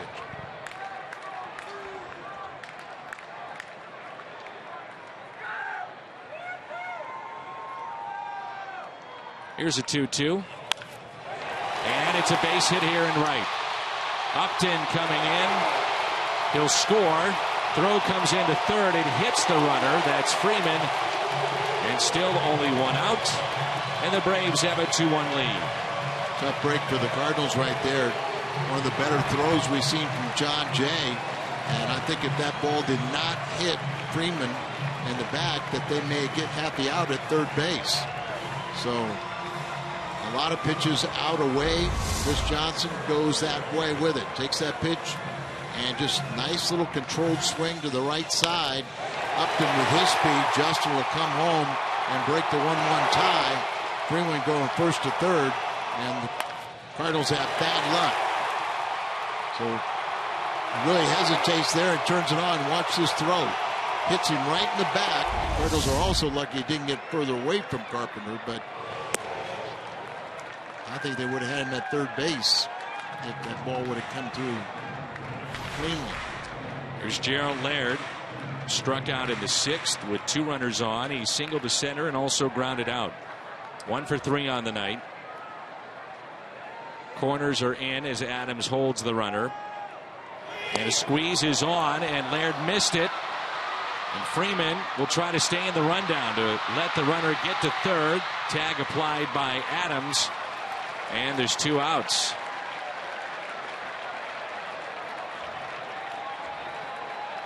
Laird walking off the field thinking that was the 3rd out.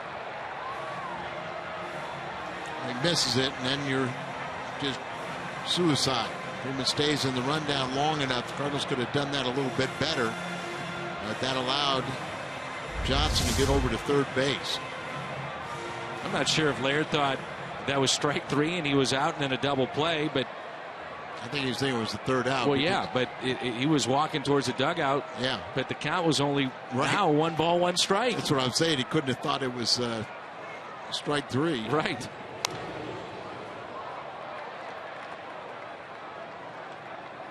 You wouldn't think that you put on a squeeze with 2 outs. You can, but it's something that you wouldn't think with Laird. Well, Dan, when you talk to all major league coaches today, they will tell you one thing: never assume. Never assume they know all the details. Here's a 1-2 and a strikeout of Laird. So the base hit into right to score Upton makes it a 2-1 Atlanta lead. The Nissan drive of the game off the bat of Johnson. Kimbrough coming on when we come back.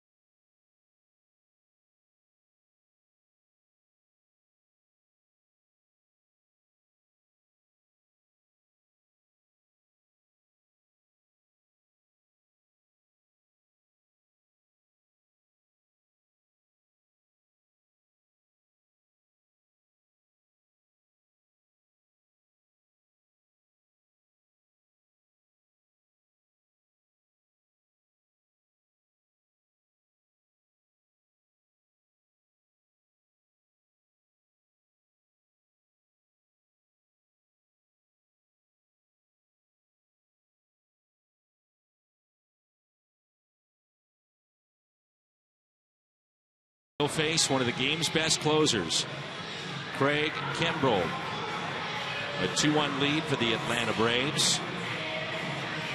Kimbrell, 8 of 9 in the save opportunities are Chevy Cole to the pen, dominating with 24 strikeouts to just 5 walks, and opponents hitting 190 against him. Been selected to the National League All-Star team in each of his first 3 full seasons.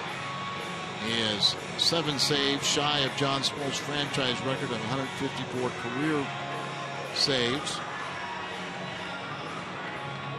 And that's what he's done in his first 3 seasons against St. Louis.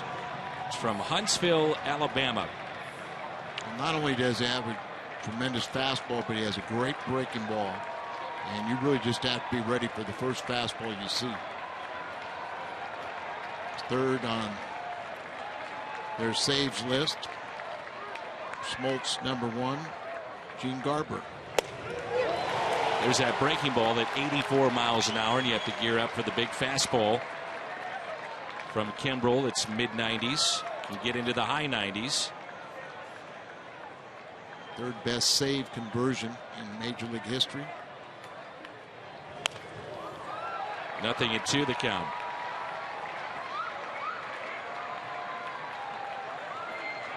Rookie of the year.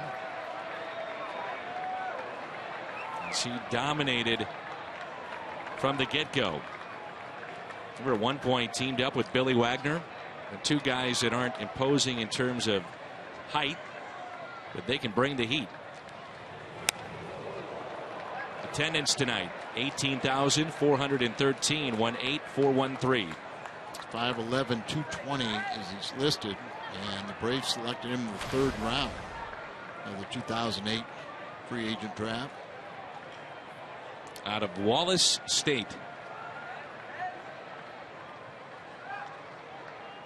Here's the 1-2 to Adams. Kimbrel was 18 and going to college. He had dropped a big rock on his foot, broke his foot. Doctors told him for 4 months, don't put any weight on it. It was in a cast. And people have asked him where he got his velocity. He said breaking that foot was the best thing that happened to him. He threw from his knees. Velocity increased. As Adams just got a piece. Way to go, Dan. You got all these kids going out and breaking their foot now tomorrow. So they said around where he grew up, all of a sudden all these kids started throwing off their knees. Why not, right? Kind of like Billy Wagner. Remember, he was right-handed and broke his arm. And then went in the record books as a left-handed reliever. 1-2 pitch. The strikeout of Matt Adams. 25 strikeouts in 11 2/3 innings. He has hit 97 a couple of times in that first at bat, and he also was in the mid-80s with his breaking ball.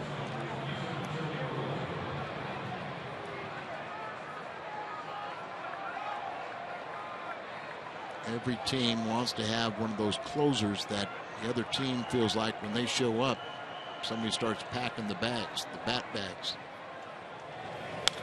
Here's Johnny Peralta. Fouls the first pitch back. 0-1. Tough. You get that fastball, 96, 97. Hard enough to center that, but if you miss it, then you just, it's a guessing game.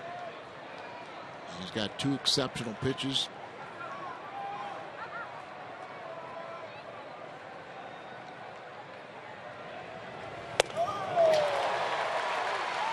Just free and easy, isn't it? Just nothing explosive about the delivery or anything until the ball jumps out of his hand.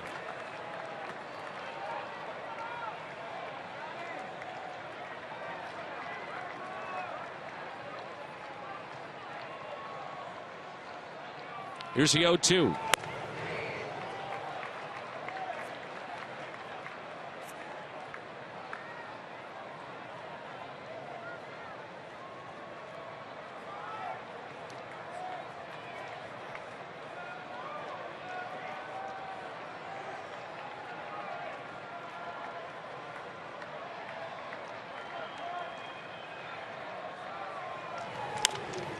Breaking ball, and it's popped up. 2 outs. And that's what you do with a hanger. So at 2 down, as Chris Johnson is our Budweiser player of the game. 2 for 4 with an RBI, the go-ahead RBI in this 2-1 game. It comes down to Alan Craig.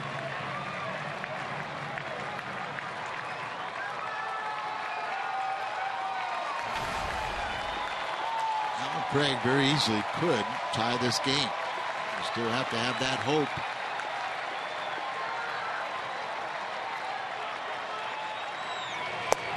Strike 1. So when he can throw that breaking ball over for strike 1, you've got to be looking for the fastball. You can't look breaking ball and catch up to the fastball. And pitch was at 86. He has hit 97 so far. Here's the 0-1. Another breaking ball, and it's 0-2. And Craig is thinking, uh-oh. And that's it. What's next? You know, you go up there with the right approach, thinking fastball, but when he can throw 2 breaking balls over for strikes, then you feel like, uh-oh, I'm in trouble. Trying to snap a 7-game losing skid with his next pitch. He throws a lot of balls up. Another breaking ball, but tried to overthrow that one, getting Craig to chase it.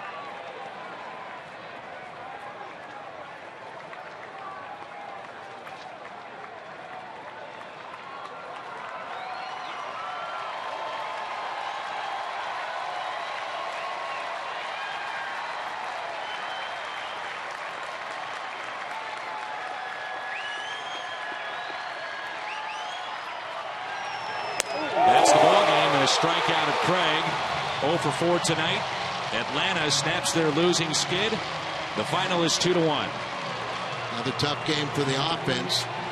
Wasted a good pitching performance by Lions, and the Cardinals will have to come back tomorrow and try and win the series against their ace. Missouri Lottery Cardinals Live. Our postgame show is next.